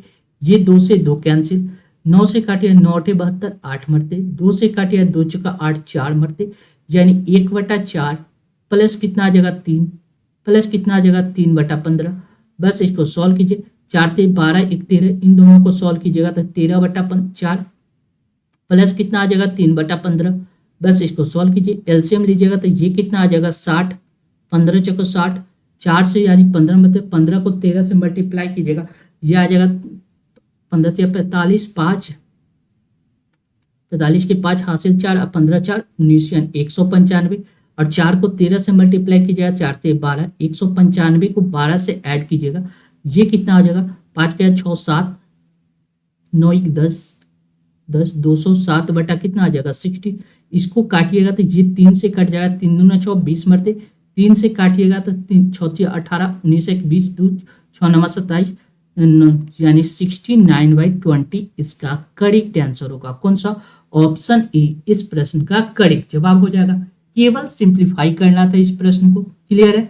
नेक्स्ट क्या कर रहा है, ए और बी एक काम को 5 दिन में पूरा कर सकते हैं। क्या कर रहा है, ए और बी अगर एक साथ काम करता है, ए और बी किसी काम को कितना दिन में कंप्लीट कर लेता है 5 दिन में। सी और डी उसी काम को 20 दिन में, सी और डी अगर मिलता है तो उसी काम को कितना दिन में 20 दिन में कर लेता है। ए बी सी डी एक साथ उस काम को कितना दिन में करेंगे, तो देखिए इन दोनों का एलसीएम लेंगे तो कितना आ जाएगा 20, कहने 5 को 20 ए और 20 से कम 20 यानी एक दिन में ए बी सी डी कितना काम करता है 5। एक दिन में ए बी सी डी कितना काम करता है, एक दिन में A plus B plus C plus D आ गया, A plus B plus C D 5 काम करता है। टोटल काम 20 है, टोटल काम 20 है तो एक दिन में 5 काम करता है, 5 से डिवाइड करें 5 को 20, 4 दिन में वो काम कंप्लीट हो जाएगा। यानी ऑप्शन डी इस प्रश्न का करेक्ट जवाब होगा। नेक्स्ट अगला प्रश्न देखिए, लिख रहा है 25 रुपए प्रति किलोग्राम मूल्य का 15 किलोग्राम गेहूं को एक अन्य प्रकार के 10 किलोग्राम गेहूं के साथ मिलाकर 30 रुपए प्रति किलोग्राम मूल्य वाले मिश्रण प्राप्त किया जाता है। महंगी गेहूं का मूल्य ज्ञात कीजिए। देखिए सबसे सिंपल सा प्रश्न, देखिए हम क्या पता है, प्राइस गुने क्वांटिटी। प्राइस को अगर हम क्वांटिटी से मल्टीप्लाई कर देंगे, एक्सपेंडिचर आ जाता है, खर्च आ जाता है। तो देखिए प्राइस क्या है 25 रुपए प्रति किलोग्राम, यानी प्राइस कितना है 25 रुपया, और कितना क्वांटिटी लेते हैं 15 क्वांटिटी लेते हैं, 15 क्वांटिटी ले रहे हैं, 15 किलो ले रहे हैं, यानी टोटल प्राइस कितना हो जाएगा 25 गुने 15 मल्टीप्लाई की जाए 375, यानी टोटल पैसा कितना खर्च होगा 375 रुपए। अब क्या है, एक अन्य प्रकार का 10 किलोग्राम गेहूं, यानी क्वांटिटी कितना है 10 किलोग्राम, ठीक है, जबकि क्वांटिटी है 10 किलोग्राम के साथ की मिलाकर, यानी प्राइस कितना इसकी जानकारी नहीं है, यानी टोटल एक्सपेंडिचर कितना हो जाएगा 10x। अब देखिए टोटल क्वांटिटी यहां से हमको पता चल गया कितना है, टोटल क्वांटिटी कितना है यहाँ 15 और 10, टोटल क्वांटिटी 25 kg। अब देखिए यानी 30 रुपए प्रति किलोग्राम मूल्य पे बेच रहे हैं, यानी 30 रुपए के हिसाब से बेच रहे हैं, और टोटल बेच कितना रहे 25 kg, यानी ओवरऑल हमको पैसा कितना प्राप्त हो जाए 0, 5 15 5 हासिल 1 3 2 6 1 7 750 रुपया टोटल पैसा प्राप्त होगा। कब? जब इन सभी को ऐड करेंगे, तब इन सभी का ऐड हमको कितना आ गया, टोटल ऐड कितना आ गया, देखिए ऐसे लिख सकते हैं, यहाँ पे 30 रुपए प्राइस था टोटल, गुने क्वांटिटी 25 की, ये आ गया 750 रुपया, बस इन दोनों का ऐड इसके बराबर है, यानी 375 प्लस 10x बराबर कितना लिख सकते हैं 750, यानी 10x बराबर लिख सकते हैं कितना 750 माइनस 375। जब इसको घटाइएगा 750 में से 375 को घटाइएगा, ये कितना आ जाएगा 10 में से 5 गया 5, 7 दूना 14, ये हो गया 6, 6 में से 3 गया 3, 375। 10 डिवाइड कीजिएगा, यहाँ से 10 डिवाइड कीजिएगा तो x का वैल्यू आ गया, यही आ गया कितना 37.5, यानी करेक्ट आंसर कौन सा होगा, ऑप्शन ए इस प्रश्न का करेक्ट जवाब होगा। कौन सा? Option A. क्लियर है? नेक्स्ट अगला प्रश्न देखिए, लिख रहा है अरविंद, बॉब और कमलेश ने एक व्यवसाय के लिए 84,000 रुपए का निवेश किया। अरविंद ने बॉब से 6,000 अधिक का निवेश किया और बॉब ने कमलेश से 7,500 अधिक निवेश किया, यानी 42,000 के कुल लाभ में अरविंद का प्राप्त किया। देखिए सबसे पहले 3 व्यक्ति है, उनके बारे में जान लीजिए। कौन कौन व्यक्ति? एक अरविंद है, दूसरा बॉब है, और तीसरा व्यक्ति क्या है कार्मेल है, ठीक है। अब देखिए, मान लीजिए कार्मेल के रुपया लगाता है, तो बॉब क्या लगाएगा? बॉब क्या लगाया? बॉब ने कार्मेल से 75,000 रुपये अधिक लगाया, तो बॉब कितना लगाएगा? के प्लस 75,000, 7500, ठीक है। अब देखिए अरविंद क्या करता है? अरविंद क्या करता है? अरविंद के बारे में लिख रहा है कि वे 6,000 अधिक लगाता है। किससे? बॉब से 6,000 रुपया अधिक लगाता है। ये कितना लगाएगा? तो इन दोनों को ऐड कीजिए, तो ये आ जाएगा कितना? की प्लस 7500 में 6,000 ऐड कीजिएगा तो 4 12 13 13,500, 13,500 ये आ गया किसका? अरविंद का। अब करा टोटल पैसा के इन्वेस्टमेंट कितना करता है? 84,000, यानी इन तीनों को ऐड कीजिएगा तो 84,000 आ जाएगा, यानी 3K प्लस इसको ऐड कीजिएगा तो 0 0 5 5 10 के 0 हासिल 1 7 3 10 1 11 के 1 हासिल 1 2100 बराबर कितना आ जाएगा? 8400, 84,000, 21,000। यहाँ 3K बराबर कितना आ जाएगा? इधर घटाइएगा तो ये 0 0 0 3 63, 3 से काटिएगा तो 3 दूना 6 21, यानी 21, यानी के का वैल्यू कितना आ गया? 21,000। ये आ गया के का वैल्यू। क्लियर है? 21,000। अब यहां से सिंप्लीफाई वे में आप तीनों का रेशियो अलग अलग लिख सकते हैं। किसका? अरविंद, बॉब और किसका? कार्मेल, ठीक है। ये देखिए ये कितना आ जाएगा? कार्मेल 21,000। क्लियर? अब बॉब का देखिए 21,000 में 7500 जोड़ दीजिए, 21,000 में 7500 जोड़िएगा तो ये कितना आ जाएगा? 005, ठीक है। 7 ही 8 आ जाएगा, यानी 28,500। अब देखिए इसमें 13,500 ऐड करते तो कितना आ जाएगा? 005, ठीक। 3 1 4 2 1 3 345। अब इन रेशियो को काट दीजिए, 00 से 00 कैंसिल, 00 से 00 कैंसिल हो गया। अब देखिए ये रेशियो कट के कितना आ गया? ये रेशियो कट के कितना आ गया? आप देख सकते हैं ये आ गया कितना? 345, 800, 285 और 210 ऐड कीजिएगा, 5 5 10 के 0 हासिल 1 8 8 2 10 2 12 1 13 के 3 हासिल 1 1 3 1 4 4 2 6 6 2 8 830 यूनिट। 830 नहीं होगा, ये हो जाएगा आपको कितना?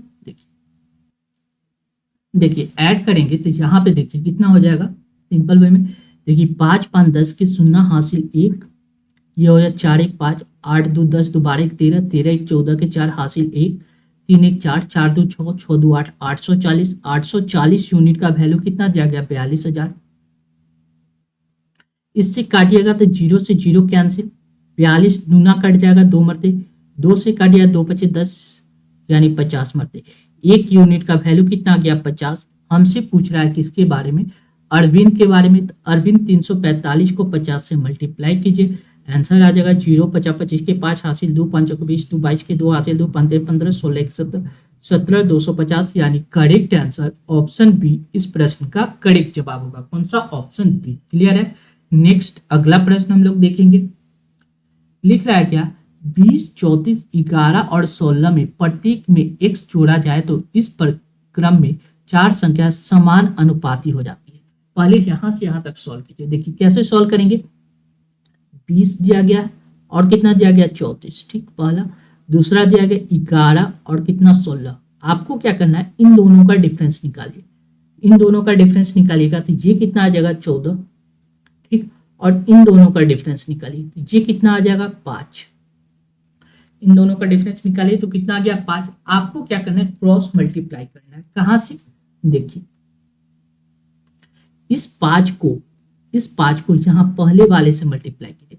5 को पहले वाले से मल्टीप्लाई किया जाएगा कितना आ जाएगा? 100 100 और माइनस साइन लगा दीजिए। इस 14 को इसके पहले वाले से मल्टीप्लाई कीजिए।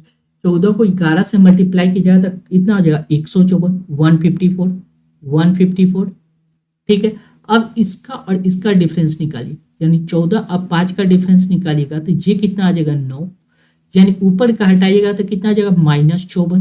नीचे कितना आ जाएगा? 9, 9 से काटिए 9 6 54 -6, यानी x का वैल्यू कितना आ गया? -6। x का वैल्यू आ गया -6। अब इसको वैल्यू पुटअप कीजिए और आपका आंसर आ जाएगा। अब क्वेश्चन में क्या करा है, ये वाला क्वेश्चन क्या करा है, देखिए 3x के जगह पे -6 रखेंगे, ठीक है, बटा y, कोई दिक्कत नहीं, बराबर y बटा कितना दिया गया 2 इंटू एक्स के जगह पे -6, ठीक है।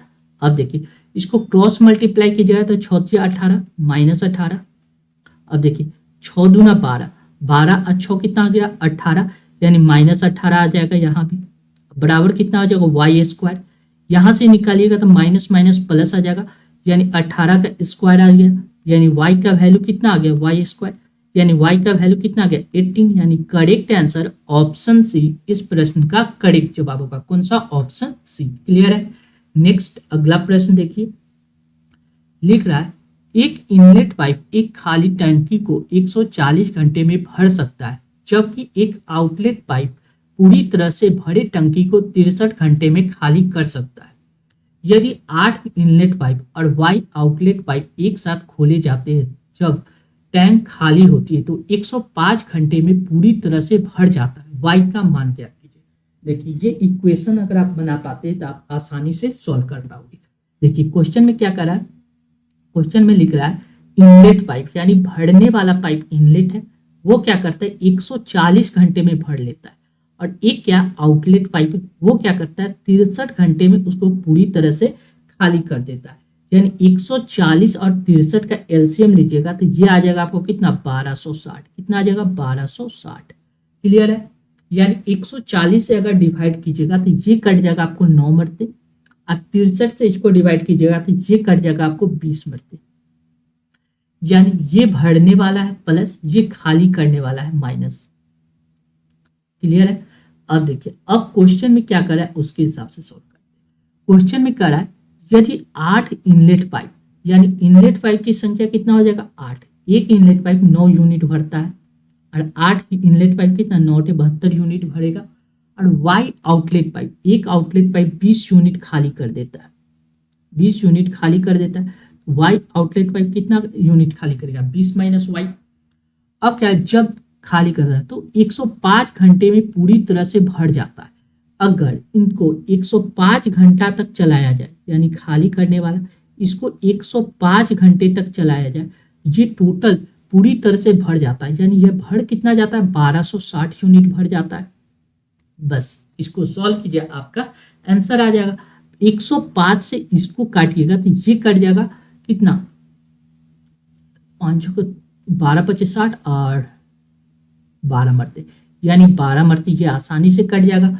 यहाँ से देखिए तो 9 से 72 72 माइनस 20y बराबर क्या लिख सकते हैं 12, कोई दिक्कत नहीं, यानी 12 इधर आ जाएगा तो कितना आ जाएगा 60 बराबर कितना आ जाएगा 20y, यानी 20 से काटे 20 23 60 3 मरते, यानी y का वैल्यू कितना आ गया 3, यानी आउटलेट पाइप की संख्या कितना हो गया 3, यानी करेक्ट आंसर ऑप्शन सी इस प्रश्न का करेक्ट जवाब होगा। कौन सा, ऑप्शन सी। क्लियर है। नेक्स्ट अगला प्रश्न देखिए, लिख रहा है एक डीलर अपने माल को ग्रामोल पे बेचने का दावा करते हुए 1 किलोग्राम के स्थान पे 950 ग्राम वाट का प्रयोग करता है, उसका लाभ परसेंट क्या है। देखिए इसको 1 केजी यानी 1000 ग्राम, 1 केजी यानी 1000 ग्राम, जबकि तौलता कितना है 950 ग्राम, यानी जितना ग्राम कम तौलता है, यानी 50 ग्राम कम तौलता है, यानी परसेंटेज लाभ ज्ञात करना है, तो जितना ग्राम कम तौलता है गुने 100 बटा जितना ग्राम तौलता है, तौलता कितना है 950। बस इसको सॉल्व कीजिए, 0 से 0 कैंसिल, 5 से काटिएगा 5 एकम 5, 9 पचे 45 19, 100 बटा 19 को अगर डिवाइड कीजिएगा, 100 बटा 19 को अगर डिवाइड कीजिएगा तो ये कट के आ जाएगा कितना 5.26% के आसपास आ जाएगा, यानी करेक्ट आंसर ऑप्शन डी इस प्रश्न का करेक्ट जवाब होगा। कौन सा, ऑप्शन डी। क्लियर है। नेक्स्ट अगला प्रश्न हम लोग देखेंगे। अगला क्वेश्चन क्या कह रहा है, एक स्कूल में लड़कों की संख्या का लड़कियों की संख्या से अनुपात दिया गया इतना, एक स्कूल में लड़कों की संख्या यानी बॉय और रेशियो कितना दिया गया गर्ल, ये कितना दिया गया बॉय 11 यूनिट है तो लड़की कितना हो जाएगा 15 यूनिट। यदि स्कूल में लड़कों की संख्या की तुलना में लड़कियों की संख्या 200 अधिक है, यहाँ देखिए यूनिट में देखा जाए तो यहाँ 4 यूनिट अधिक है, जबकि क्वेश्चन में करा है 4 यूनिट का वैल्यू 200 है, 1 यूनिट का वैल्यू कितना, 4 पचे 20 50। हमसे पूछ रहा है स्कूल में लड़कों की संख्या, यानी बॉय कितना, 1 यूनिट का वैल्यू 50 है, तो 11 यूनिट का वैल्यू कितना आ जाएगा, 550। यानी करेक्ट आंसर ऑप्शन डी इस प्रश्न का करेक्ट जवाब होगा। कौन सा, ऑप्शन डी। क्लियर है। नेक्स्ट अगला प्रश्न हम लोग देखेंगे। अगला क्वेश्चन क्या कर रहा है, दो सअभाज्य संख्या का गुणनफल 306 है, तो संख्या का एलसीएम क्या होगा, एलसीएम 306 ही होगा। एक नोट आप याद कर सकते हैं इसमें। कौन सा नोट, नोट क्या है कि सअभाज्य संख्या, अभाज्य संख्या, दो सअभाज्य संख्या का एलसीएम, एलसीएम जो होता है उसका गुणनफल होता है। अभाज्य एलसीएम बराबर मल्टीप्लीकेशन होता है, मल्टीप्लीकेशन, यानी जो उसका गुणनफल दिया गया वही उसका क्या होगा, एलसीएम भी कहलाएगा। दो असहभाज्य संख्या का गुणनफल उस संख्या का एलसीएम होगा। बस यही कंसेप्ट याद रखिएगा। क्लियर है। जो गुणनफल होगा वही एलसीएम कहलाएगा, यानी 306। क्लियर है। नेक्स्ट, ए अकेला एक काम को 16 दिन में कर सकता है। ए अकेला एक काम को कितना दिन में कर रहा है, 16 दिन में। बी अकेला उसी काम को 12 दिन में कर लेता है। ए और बी एकांतर से देखिए 16 और 12 का सबसे पहले एलसीएम लीजिए। ये एलसीएम कितना आ जाएगा, 48। 16 या 48 3 5 12 48 4, यानी कहने का मतलब ए और बी एक साथ, यानी कह रहा है यदि ए पहले कार्य शुरू करे तो घर कितने दिन में बनेगा, पहले ए करेगा उसके बाद बी करेगा, यानी 2 दिन का बात किया जाए 2 डे में कितना काम कंप्लीट हो जाएगा, 2 दिन में कितना काम कंप्लीट हो जाएगा। ए 3 यूनिट करेगा और बी कितना करेगा, 4 यूनिट, यानी 4 3 7 यूनिट, 2 दिन में 7 काम कंप्लीट हो जाएगा। टोटल वर्क कितना है, 48। 48 के पास पहुंचने के लिए 7 को कितना से मल्टीप्लाई करना पड़ेगा, 7 छक 42, 8 7 56 ज्यादा हो जाएगा, 6 से मल्टीप्लाई करेंगे, इधर भी 6 से मल्टीप्लाई करेंगे, यानी 12 दिन में 12 डे में कितना काम कंप्लीट हो जाएगा, 7 छक 42 42।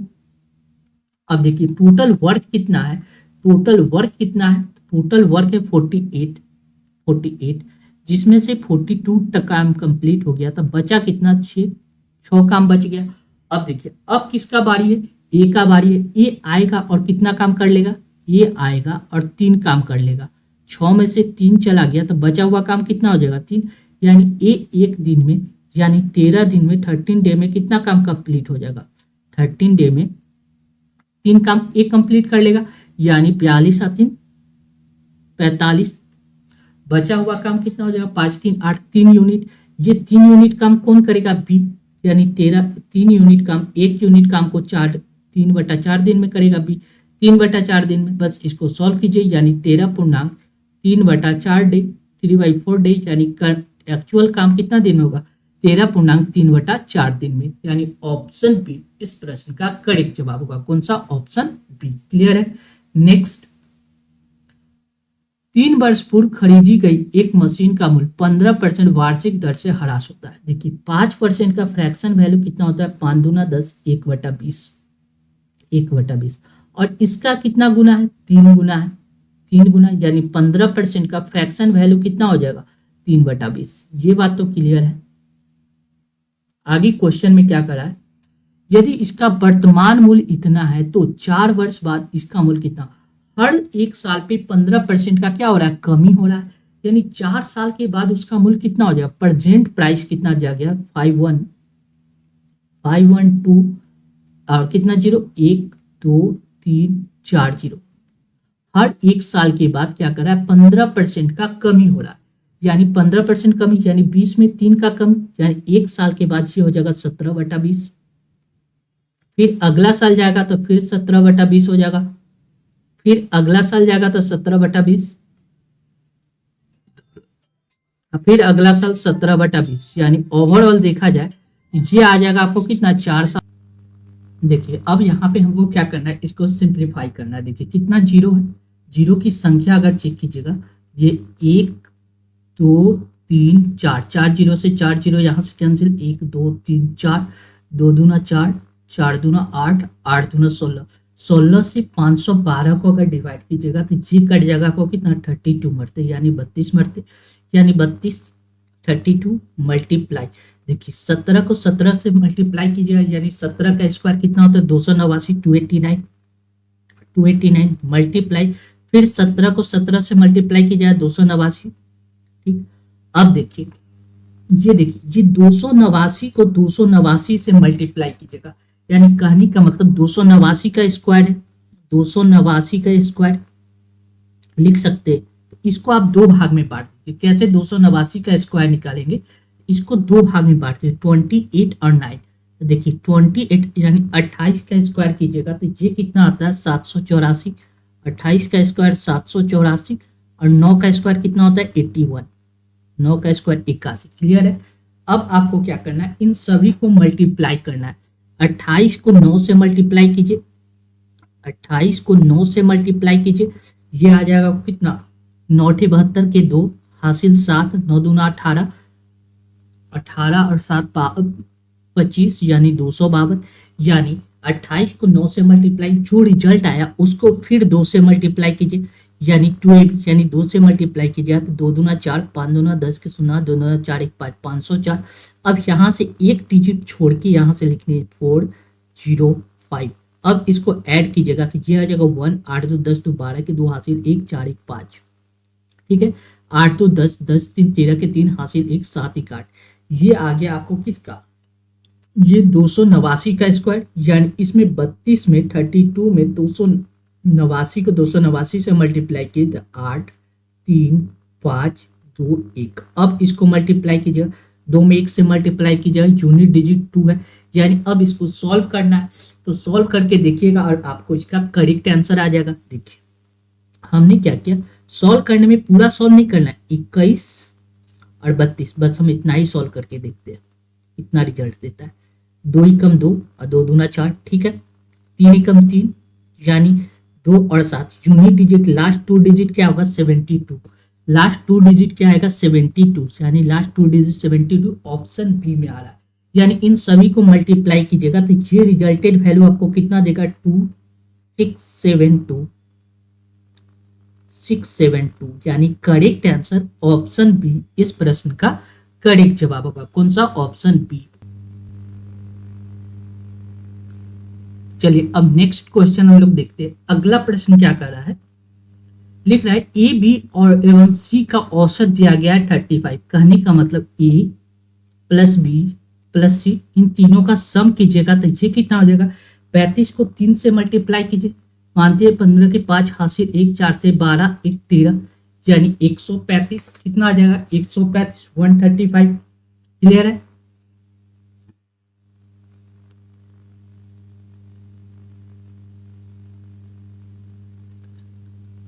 एक 135 नहीं आएगा, 5 15 के 5 हासिल 1, 3 से 9 1 10, 105 आ जाएगा। और क्या करें, ए सी और डी का औसत दिया गया, यानी ए प्लस सी प्लस डी, अगर इसको ऐड कीजिएगा तो ये कितना आ जाएगा 120। और कह रहा है डी का वैल्यू दिया गया 25। यदि डी का वैल्यू 25 दिया गया तो यहाँ से ए और सी का वैल्यू निकल जाएगा, यानी ए प्लस सी का वैल्यू कितना आ जाएगा 120 माइनस 25, 120 में से 25 घटाइएगा तो ये कितना आ जाएगा 95। और यहाँ देखिए ए और सी का वैल्यू रखने पे, यहाँ ए और सी का सम वैल्यू रखते हैं कितना 95, यहाँ से बी का वैल्यू निकल जाएगा, बी बराबर कितना आ जाएगा 105 माइनस 95, 105 में से 95 घटाएगा तो कितना आ जाएगा 10, यानी करेक्ट आंसर ऑप्शन बी इस प्रश्न का करेक्ट जवाब होगा। कौन सा, ऑप्शन बी। क्लियर है। नेक्स्ट अगला प्रश्न हम लोग देखेंगे। अगला क्वेश्चन क्या है, ये सिंप्लीफिकेशन का क्वेश्चन है और सिंप्लीफिकेशन का क्वेश्चन में क्या कर रहा है, देखिए इसको जब सॉल्व कीजिएगा 3 और 1 कितना हो जाएगा 4/3, 4/3 मल्टीप्लाई कितना दिया गया 4 1 5, 5/4, फिर मल्टीप्लाई कितना दिया गया 5 1 6, 6/5, फिर डॉट डॉट डॉट कीजिएगा n-1। देखिए यहाँ पे लास्ट वाला हम आपको बता रहे n-1 प्लस 1 डिवाइड बाय कितना दिया गया n-1, इससे ये कैंसिल हो गया तो बचा कितना, इसको मल्टीप्लाई कीजिएगा तो n डिवाइड बाय क्या बच रहा है n-1, अब देखिए किस तरह से कट रहा है, ऊपर से नीचे, ऊपर से नीचे, ऊपर से नीचे, यानी ऊपर से नीचे ये कैंसिल हो जाएगा, तो बचेगा क्या, ऊपर n, यहाँ शुरू वाला 3, यानी n/3 इसका करेक्ट आंसर होगा कौन सा, ऑप्शन बी। क्लियर है। नेक्स्ट अगला प्रश्न हम लोग देखेंगे, ज्ञानेंद्र और अरविंद की आयु का अनुपात 6:5 है। एक तरफ ज्ञानेंद्र है और एक तरफ कौन है, अरविंद है। इनके एज कितना दिया गया, 6:5। ठीक करा, यदि उनकी आयु का योग 55 वर्ष है, इन दोनों को अगर सम करेंगे तो कितना आएगा, 11 यूनिट। 11 यूनिट का वैल्यू 55 है, एक यूनिट का वैल्यू कितना हो जाएगा, 5। यानी ज्ञानेंद्र का आयु अगर पूछा जाए तो 6×5 = 30 वर्ष। हमसे पूछ रहा है अब से 7 वर्ष बाद, और यहाँ क्या अरविंद का आयु पूछा जाए तो इसमें कितना से 5 से मल्टीप्लाई किया, 25। यानी ये एज तो फिक्स हो गया, किसका, ज्ञानेंद्र और अरविंद का एज देखा जाए ये तो ठीक है 30 और कितना 25। अब क्या करें, इनमें 7 वर्ष का एडिशन हो गया। ठीक है, जब 7 वर्ष ऐड कीजिएगा तो ये कितना हो जाएगा, 37 रेशियो, ये कितना हो जाएगा, 32, यानी 37:32 इसका करेक्ट आंसर होगा कौन सा, ऑप्शन ए। क्लियर है। नेक्स्ट, वैदिक की मासिक आय और व्यय के बीच का अनुपात इतना है। देखिए इनकम माइनस एक्सपेंडिचर क्या होता है, इनकम माइनस एक्सपेंडिचर, ये क्या प्राप्त होता है, सेविंग के बराबर प्राप्त हो जाता है। इनकम में से अगर हम एक्सपेंडिचर को घटाएंगे तो सेविंग प्राप्त हो जाता है। करा उनका आय यानी इनकम दिया गया 80 यूनिट और एक्सपेंडिचर दिया गया 50 यूनिट, इसको घटाएंगे तो सेविंग कितना आ जाएगा, 30 यूनिट। करें यदि उसकी आय में 20% का वृद्धि हो जाएगा, यदि इनकम में अगर 20% का वृद्धि करते, ये कितना हो जाएगा, 80 में 20% का वृद्धि यानी 16 का वृद्धि, यानी ये आ गया 96। ठीक है, एक्सपेंडिचर में 30% का वृद्धि करते, इसमें अगर हम 30% का वृद्धि करते, 15 का वृद्धि यानी 15 का वृद्धि यानी 65, यानी 96 में से 65 घटाएगा तो 31 आ गया। यानी कहने का मतलब किसी व्यक्ति को पहले 30 रुपया सेविंग था तो अब सेविंग कितना हो रहा है, 31 रुपया, यानी 1 रुपया ज्यादा का सेविंग हो रहा है। ये किस पे हो रहा है, 30 पे हो रहा है। गुने 100 कर दीजिए, बस आपका आंसर आ जाएगा 0 से 0, यानी 10/3% का वृद्धि। ये कितना आ जाएगा, 3.1/3%, यानी करेक्ट आंसर ऑप्शन ए सी इस प्रश्न का करेक्ट जवाब होगा कौन सा, ऑप्शन सी। नेक्स्ट क्या करा, 52 रुपए प्रति किलोग्राम मूल्य वाले कितने किलोग्राम चावल को 45 रुपए प्रति किलोग्राम मूल्य वाले 35 किलोग्राम चावल के साथ मिलाया जाए ताकि मिश्रण 55 रुपए प्रति किलोग्राम बेचने पे 10% का लाभ। देखिए यहाँ इस लास्ट वाले लाइन में देखिए 55 रुपए प्रति किलोग्राम बेचने पे 10% का लाभ, ये क्या दिया गया, एसपी दिया गया है। क्या दिया गया, एसपी सेलिंग प्राइस, यानी 10% प्रॉफिट करने का मतलब 110% का वैल्यू कितना दिया गया है, 55 रुपया। यहां से हम 100% का वैल्यू निकाल सकते, 10% का वैल्यू कितना हो जाएगा, 5, यानी 100%, एक जीरो इधर बैठाएंगे एक जीरो इधर, यानी 100% का वैल्यू कितना आ गया, 50, यानी एलिगेशन का कॉस्ट प्राइस कितना हो गया, 50 रुपया। अब देखिए 52 रुपया वाला एक तरफ है और एक तरफ कितना, 45 रुपया प्रति किलो, इन दोनों को मिलाते हैं तो बीच में कितना आता है, 50 रुपया। इसको जब एलिगेशन लगाएंगे तो ये घट के आ जाएगा 5, ये घट के आ जाएगा 2।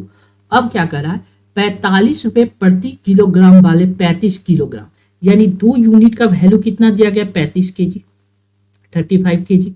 यहां से 1 यूनिट का वैल्यू कितना हो जाएगा, 35/2, 35/2 1 यूनिट का वैल्यू। अब क्या कर रहा है, तो इतना, ताकि परिणाम 55 रुपए प्रति किलोग्राम की दर से बेचने में 10% का लाभ हो। क्या पूछ रहा है, तो कितने किलोग्राम चावल, यानी ये मूल्य वाले कितने किलोग्राम चावल को मिलाना है, यानी 1 यूनिट का वैल्यू हो गया 35/2, तो 5 यूनिट का वैल्यू हम लोग यहाँ से निकाल सकते हैं आसानी से। 5 यूनिट का वैल्यू कितना आ जाएगा, 5 यूनिट का वैल्यू हो जाएगा 35 × 5/2, यानी जब इसको मल्टीप्लाई कीजिएगा 50 25 के 5 हासिल 2, 5 15 16 1 17 175/2, 175 को काटिएगा तो 8 दूना 16, 16 और 7 दूना 14.87.5 केजी, यानी करेक्ट आंसर ऑप्शन सी इस प्रश्न का करेक्ट जवाब होगा कौन सा, ऑप्शन सी। क्लियर है। नेक्स्ट अगला प्रश्न हम लोग देखेंगे। अगला क्वेश्चन है, एक कंपनी में कर्मचारी की कुल संख्या 960 है। यदि कंपनी में महिला कर्मचारी की संख्या, देखिए फीमेल की संख्या कितना दिया गया है 420, ठीक। और तो कर्मचारी में पुरुष कर्मचारी को कुल संख्या यानी मेल की कुल संख्या और फीमेल की कुल संख्या के साथ रेशियो प्राप्त करना है। देखिए टोटल दिया गया है, टोटल कर्मचारी कितना है 960, फीमेल 420 है, तो मेल की संख्या कितना हो जाएगा 960 में से 420 घटा दीजिएगा, 960 में से 420 को घटा दीजिएगा, ये कितना हो जाएगा 0 4 5 540। अब हमसे पूछ रहा है रेशियो, यानी मेल का वैल्यू कितना हो गया 540 और फीमेल का वैल्यू कितना हो जाएगा 420। 0 से 0 कैंसिल, 2 से काटिए 2 दूना 4, 7 दूना 14, 2 दूना 4 21, 3 से काट दीजिएगा 3 नंबर 27, 3 7 21, यानी 9:7 इसका करेक्ट आंसर होगा। कौन सा? ऑप्शन सी इस प्रश्न का करेक्ट जवाब हो जाएगा।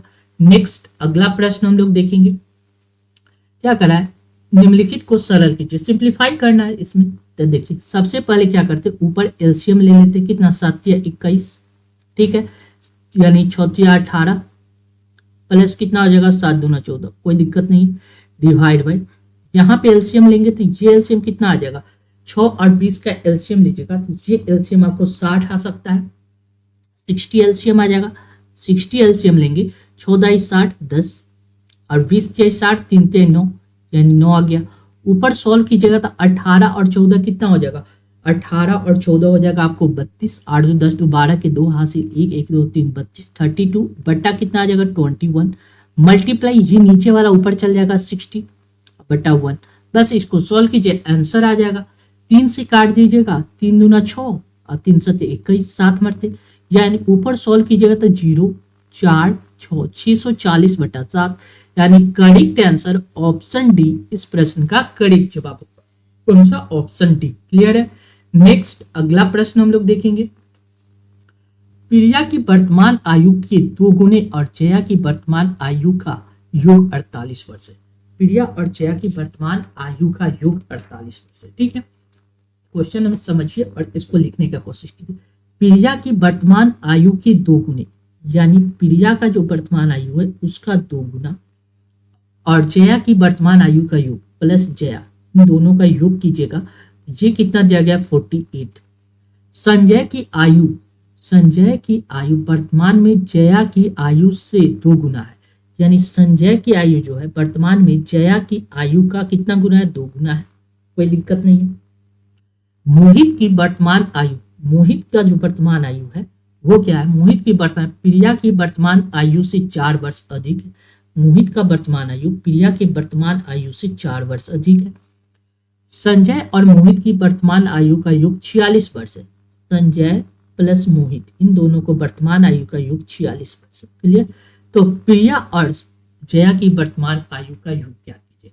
हमको प्रिया और जया का वैल्यू ज्ञात करना है। देखिए इस इक्वेशन के हिसाब से हम एस को जे के फॉर्मेट में लिख सकते, इस एस को जे के फॉर्मेट में लिख सकते, यहाँ पे एस को जे के फॉर्मेट में लिखेंगे तो 2j आ जाएगा, 2j प्लस एम को पी के फॉर्मेट में लिखेंगे तो p प्लस 4 आ जाएगा, p प्लस 4।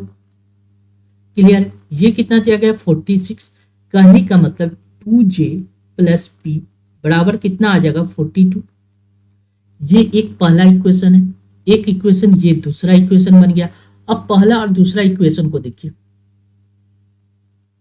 फर्स्ट और सेकंड इक्वेशन। फर्स्ट इक्वेशन क्या कर रहा है 2p प्लस j बराबर कितना दिया गया 48 और थर्ड इक्वेशन कर रहा है 2j प्लस p, ये कितना दिया गया 42। अगर इनको हमको क्वेश्चन में क्या करना है प्रिया प्लस जया यानी p प्लस j का वैल्यू ज्ञात करना है। अब देखिए इनको ऐड कीजिएगा तो यहाँ j1 और यहाँ j2 यानी 3, देखिए j आ जाएगा, अब प्लस कितना आ जाएगा p भी कितना हो गया 3 हो गया, यानी p कॉमन ले लिए, यानी अब इसको 8 2 10 4 4 8 1 9, 3 से काटिया तो 3 3 9 30, यानी j प्लस p का वैल्यू कितना आ गया 30, यानी करेक्ट आंसर ऑप्शन सी इस प्रश्न का करेक्ट जवाब हो जाएगा। कौन सा? Option C. क्लियर है। नेक्स्ट अगला प्रश्न देखिए, 250 और 1000 तक कितनी संख्या जो 5 6 और 7 से पूर्णतः विभाज्य, कोई संख्या 5 6 और 7 से डिविजिबल है, यानी इसका अगर हम एलसीएम लेंगे तो वह संख्या इन तीनों से डिविजिबल हो जाएगा।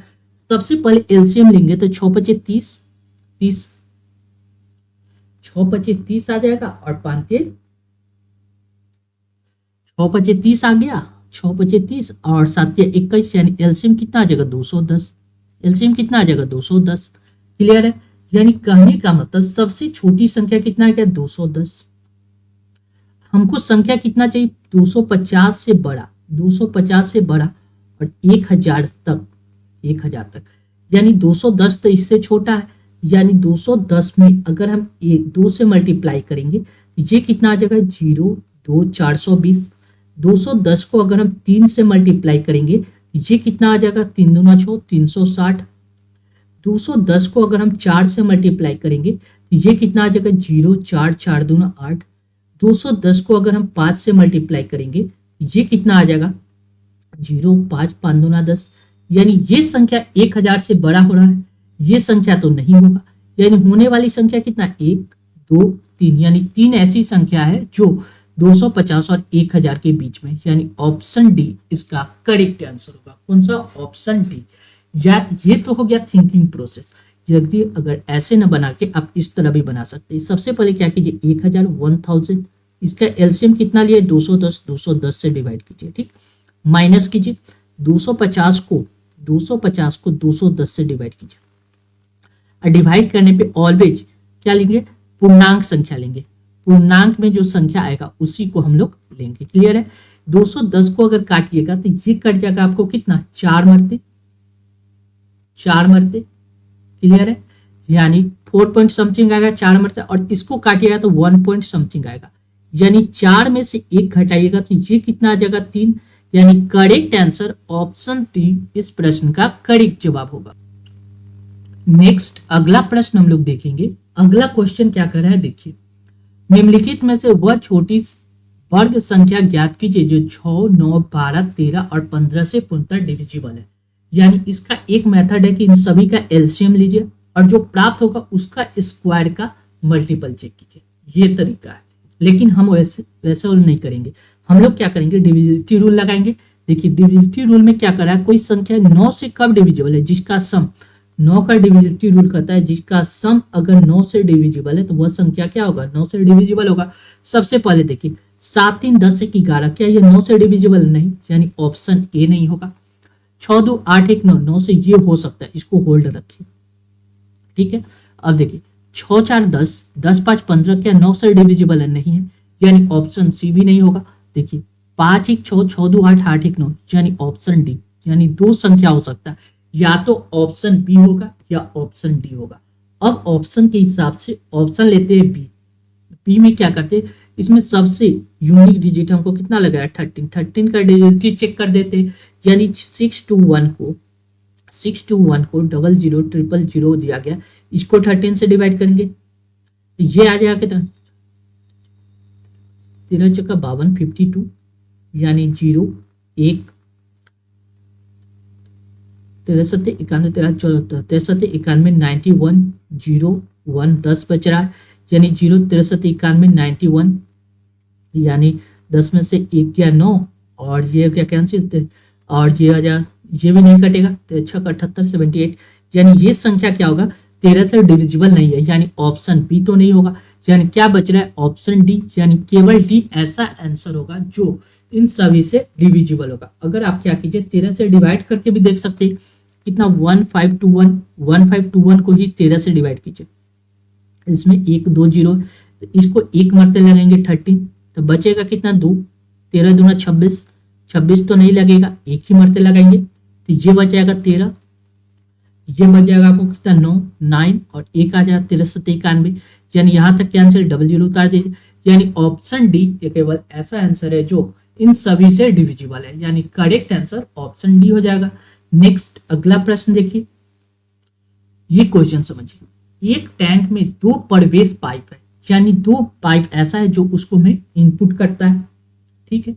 इनपुट करने वाले 2 प्रवेश पाइप है, यानी एक 6 घंटा में भरता है और दूसरा इनपुट क्या करता है 8 घंटे में टैंक को भर सकता है। एक निकासी पाइप पूरे टैंक को 10 घंटे में खाली कर सकता है।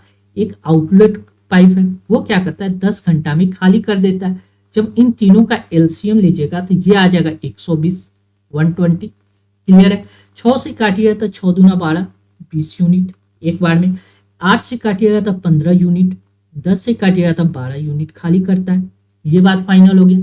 अब देखिए क्या करें, यदि तीनों पाइप एक साथ खोला जाए, जब तीनों एक साथ खोलेंगे तो ये क्या हो जाएगा 20 15 और 12, 12 में से 15 जाएगा, 15 में से 12 जाएगा तो 3, यानी ये आ गया कितना 23 यूनिट। यानी 23 यूनिट एक बार में भरेगा, यानी 120 यूनिट को भरने में कितना समय लगेगा 120 डिवाइड बाई 23, यानी इसको सॉल्व कीजिएगा तो 5/5/23, यानी करेक्ट आंसर ऑप्शन सी इस प्रश्न का करेक्ट जवाब होगा। कौन सा? Option C. क्लियर है। नेक्स्ट अगला प्रश्न हम लोग देखेंगे। अगला क्वेश्चन क्या कर रहा है, इंपॉर्टेंट प्रश्न ये सबसे इस पूरी क्लास का सबसे इंपॉर्टेंट प्रश्न ये। इसमें आपको दो फॉर्मूला का समझ होना चाहिए। क्या कर रहा है, एक रेलगाड़ी एक समान चाल से एक निश्चित दूरी तय करता है। देखिए कोई एक रियल स्पीड था, एक्चुअल स्पीड कुछ था, एक्चुअल स्पीड कुछ था x था, ठीक है। अब क्या कर रहा है, निश्चित दूरी तय कर, यदि रेलगाड़ी की चाल 12 किलोमीटर प्रति घंटा अधिक होता, अगर स्पीड क्या हो जाता x प्लस 12 हो जाता, ठीक, तो निर्धारित समय से 8 घंटे कम समय लेता। यानी पहले टाइम ये दिया स्पीड, स्पीड और यहां पे लिख रहे हैं टाइम। क्लियर। पहले टाइम कुछ लेता था, उससे अब टाइम क्या लेगा 8 घंटा कम लेगा। क्लियर है। यदि रेलगाड़ी की चाल 12 किलोमीटर प्रति घंटा कम होता, यदि स्पीड x माइनस 12 होता, वह टाइम कितना लेता 12 घंटा अधिक ले लेता। कितना 12 घंटा अधिक ले लेता। ये बात तो आप लोग आसानी से लिख सकते हैं। अब यहां हमको क्या करना है, इसमें इस प्रश्न के हिसाब से हम क्या कर सकते हैं, एक्चुअल स्पीड निकाल सकते हैं। कौन सा? एक्चुअल। हमको क्या निकालना है, रेलगाड़ी की लंबाई ज्ञात करना है। हम स्पीड निकालते, एक्चुअल स्पीड बराबर होता है, एक्चुअल स्पीड बराबर होता है m into n, m into n into t1 plus t2, t1 plus t2 divide by m into t2 plus minus n into t1, n into t1। ये बात क्या है, ये फॉर्मूला आपको समझ में नहीं आएगा, लेकिन हम क्या समझाने की कोशिश कर रहे हैं। देखिए m इंटू एन क्या है, ये है speed, change in speed, m into n change in speed. Speed में क्या चेंजिंग हुआ वो देखिए। पहले स्पीड कितना था, चेंज इन, पहले स्पीड में 12 की कमी, फिर क्या हुआ 12 का वृद्धि हुआ। यानी पहले स्पीड में 12 का कमी था, फिर 12 का वृद्धि, यानी स्पीड में चेंज कितना 12 गुने 12। अब देखिए टाइम t1 प्लस t1, यानी टाइम में चेंजिंग, टाइम में कितना हो गया 12 यूनिट, पहले की कंपेरिजन में क्या ले रहा है, कम ले रहा है। पहले के कंपेरिजन में 12 घंटे समय अधिक ले रहा है, यानी t प्लस 4 12 ले रहा है, और यहाँ क्या ले रहा है 8 घंटे कम ले रहा है। इन दोनों का सम कीजिएगा तो ये हो जाएगा 12 प्लस 8 कितना आ जाएगा 20 डिवाइड बाई। अब देखिए m इंटू t2, देखिए पहले का देखिए यहां से देखिए यहाँ कितना है 12, और इसमें क्या कीजिए 8 से मल्टीप्लाई कीजिए, m इंटू t2, और क्या करा है 12 गुने 12, इस 12 को इस टाइम t1 से मल्टीप्लाई कीजिए। क्लियर है।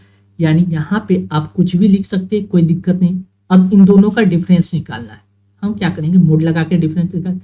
आप देखिए 12 को 12 से मल्टीप्लाई कीजिएगा तो 12 गुने 12 माइनस, ये देखिए 8 को 12 से मल्टीप्लाई कीजिए 12 गुने 8, कोई दिक्कत नहीं। अब यहां से देखिए 12 गुने 12 144 गुने 20, कोई दिक्कत नहीं है, डिवाइड 12 के स्क्वायर 144, 144 गुने 12 8 96, 144 144 माइनस 12 8 96, 96 को घटाइएगा, ऊपर कितना आ जाएगा 144 गुने 20 डिवाइड बाय 6 4 10 दोबारा, ये आ जाएगा कितना 8 8, और ये बच जाएगा कितना 13 13 4 48 48, 12 से तक काटिए 5 12 चौक 48, अब 12 से 144 कट जाएगा 12 मरते, 4 से काटिएगा 4 से 12 3 मरते, 3 दूना 6, यानी 60, यानी एक्चुअल स्पीड कितना आ गया 60। ये वाला जो स्पीड है ये हमको प्राप्त हो गया 60। क्लियर है। यानी पहले स्पीड 60 था, अब स्पीड में कोई एक इक्वेशन ले लेते हैं, स्पीड में क्या कीजिए 12 का वृद्धि कर दिए, तो अब स्पीड कितना हो गया 72। और टाइम में क्या हो गया, टाइम क्या हो रहा है, टाइम में 8 यूनिट का कमी आ रहा है, ठीक कमी आ रहा है। अब देखिए इसी एक इक्वेशन से हम लोग यहाँ क्या निकाला है, डिस्टेंस। डिस्टेंस बराबर क्या होता है, डिस्टेंस बराबर एक फॉर्मूला और यहाँ यूज कर सकते हैं, डिस्टेंस बराबर होता है चाल का गुणनफल, स्पीड का S multiply S1 divide by speed का अंतर यानी S1 minus S into time T. बस यहां से देखिए स्पीड का मल्टीपल, पहले 60 स्पीड था अब हो गया 72, तो 60 मल्टीप्लाई 72। अब देखिए टाइम स्पीड का डिफरेंस यानी 72 में से 60 को अगर घटाइएगा तो ये कितना आ जाएगा 12। अब मल्टीप्लाई टाइम, टाइम कितना 8 यूनिट, 12 से कटिए 12 पचे 60, 5 मरते 8 पचे 40 यानी 72 में 8 पचे 40 से मल्टीप्लाई कर दीजिए, यह आ जाए 0, 4 दूना 8, 7 चौक 28 यानी 2880। यानी करेक्ट आंसर ऑप्शन सी इस प्रश्न का करेक्ट जवाब होगा। कौन सा, ऑप्शन सी। इस प्रश्न में आपको दो कंसेप्ट को याद करना था, दो कंसेप्ट अगर आपको याद है ये बना सकते, एक्चुअल स्पीड किस तरह से निकालते हैं और डिस्टेंस का क्या फॉर्मूला होता है, ये दो फॉर्मूला अगर आप याद है तो आप इस प्रश्न को सॉल्व कर सकते हैं। आपको कभी कदार इतना ही एक्चुअल स्पीड पूछेगा, इसमें दो क्वेश्चन को ऐड किया गया है। क्लियर है, चलिए नेक्स्ट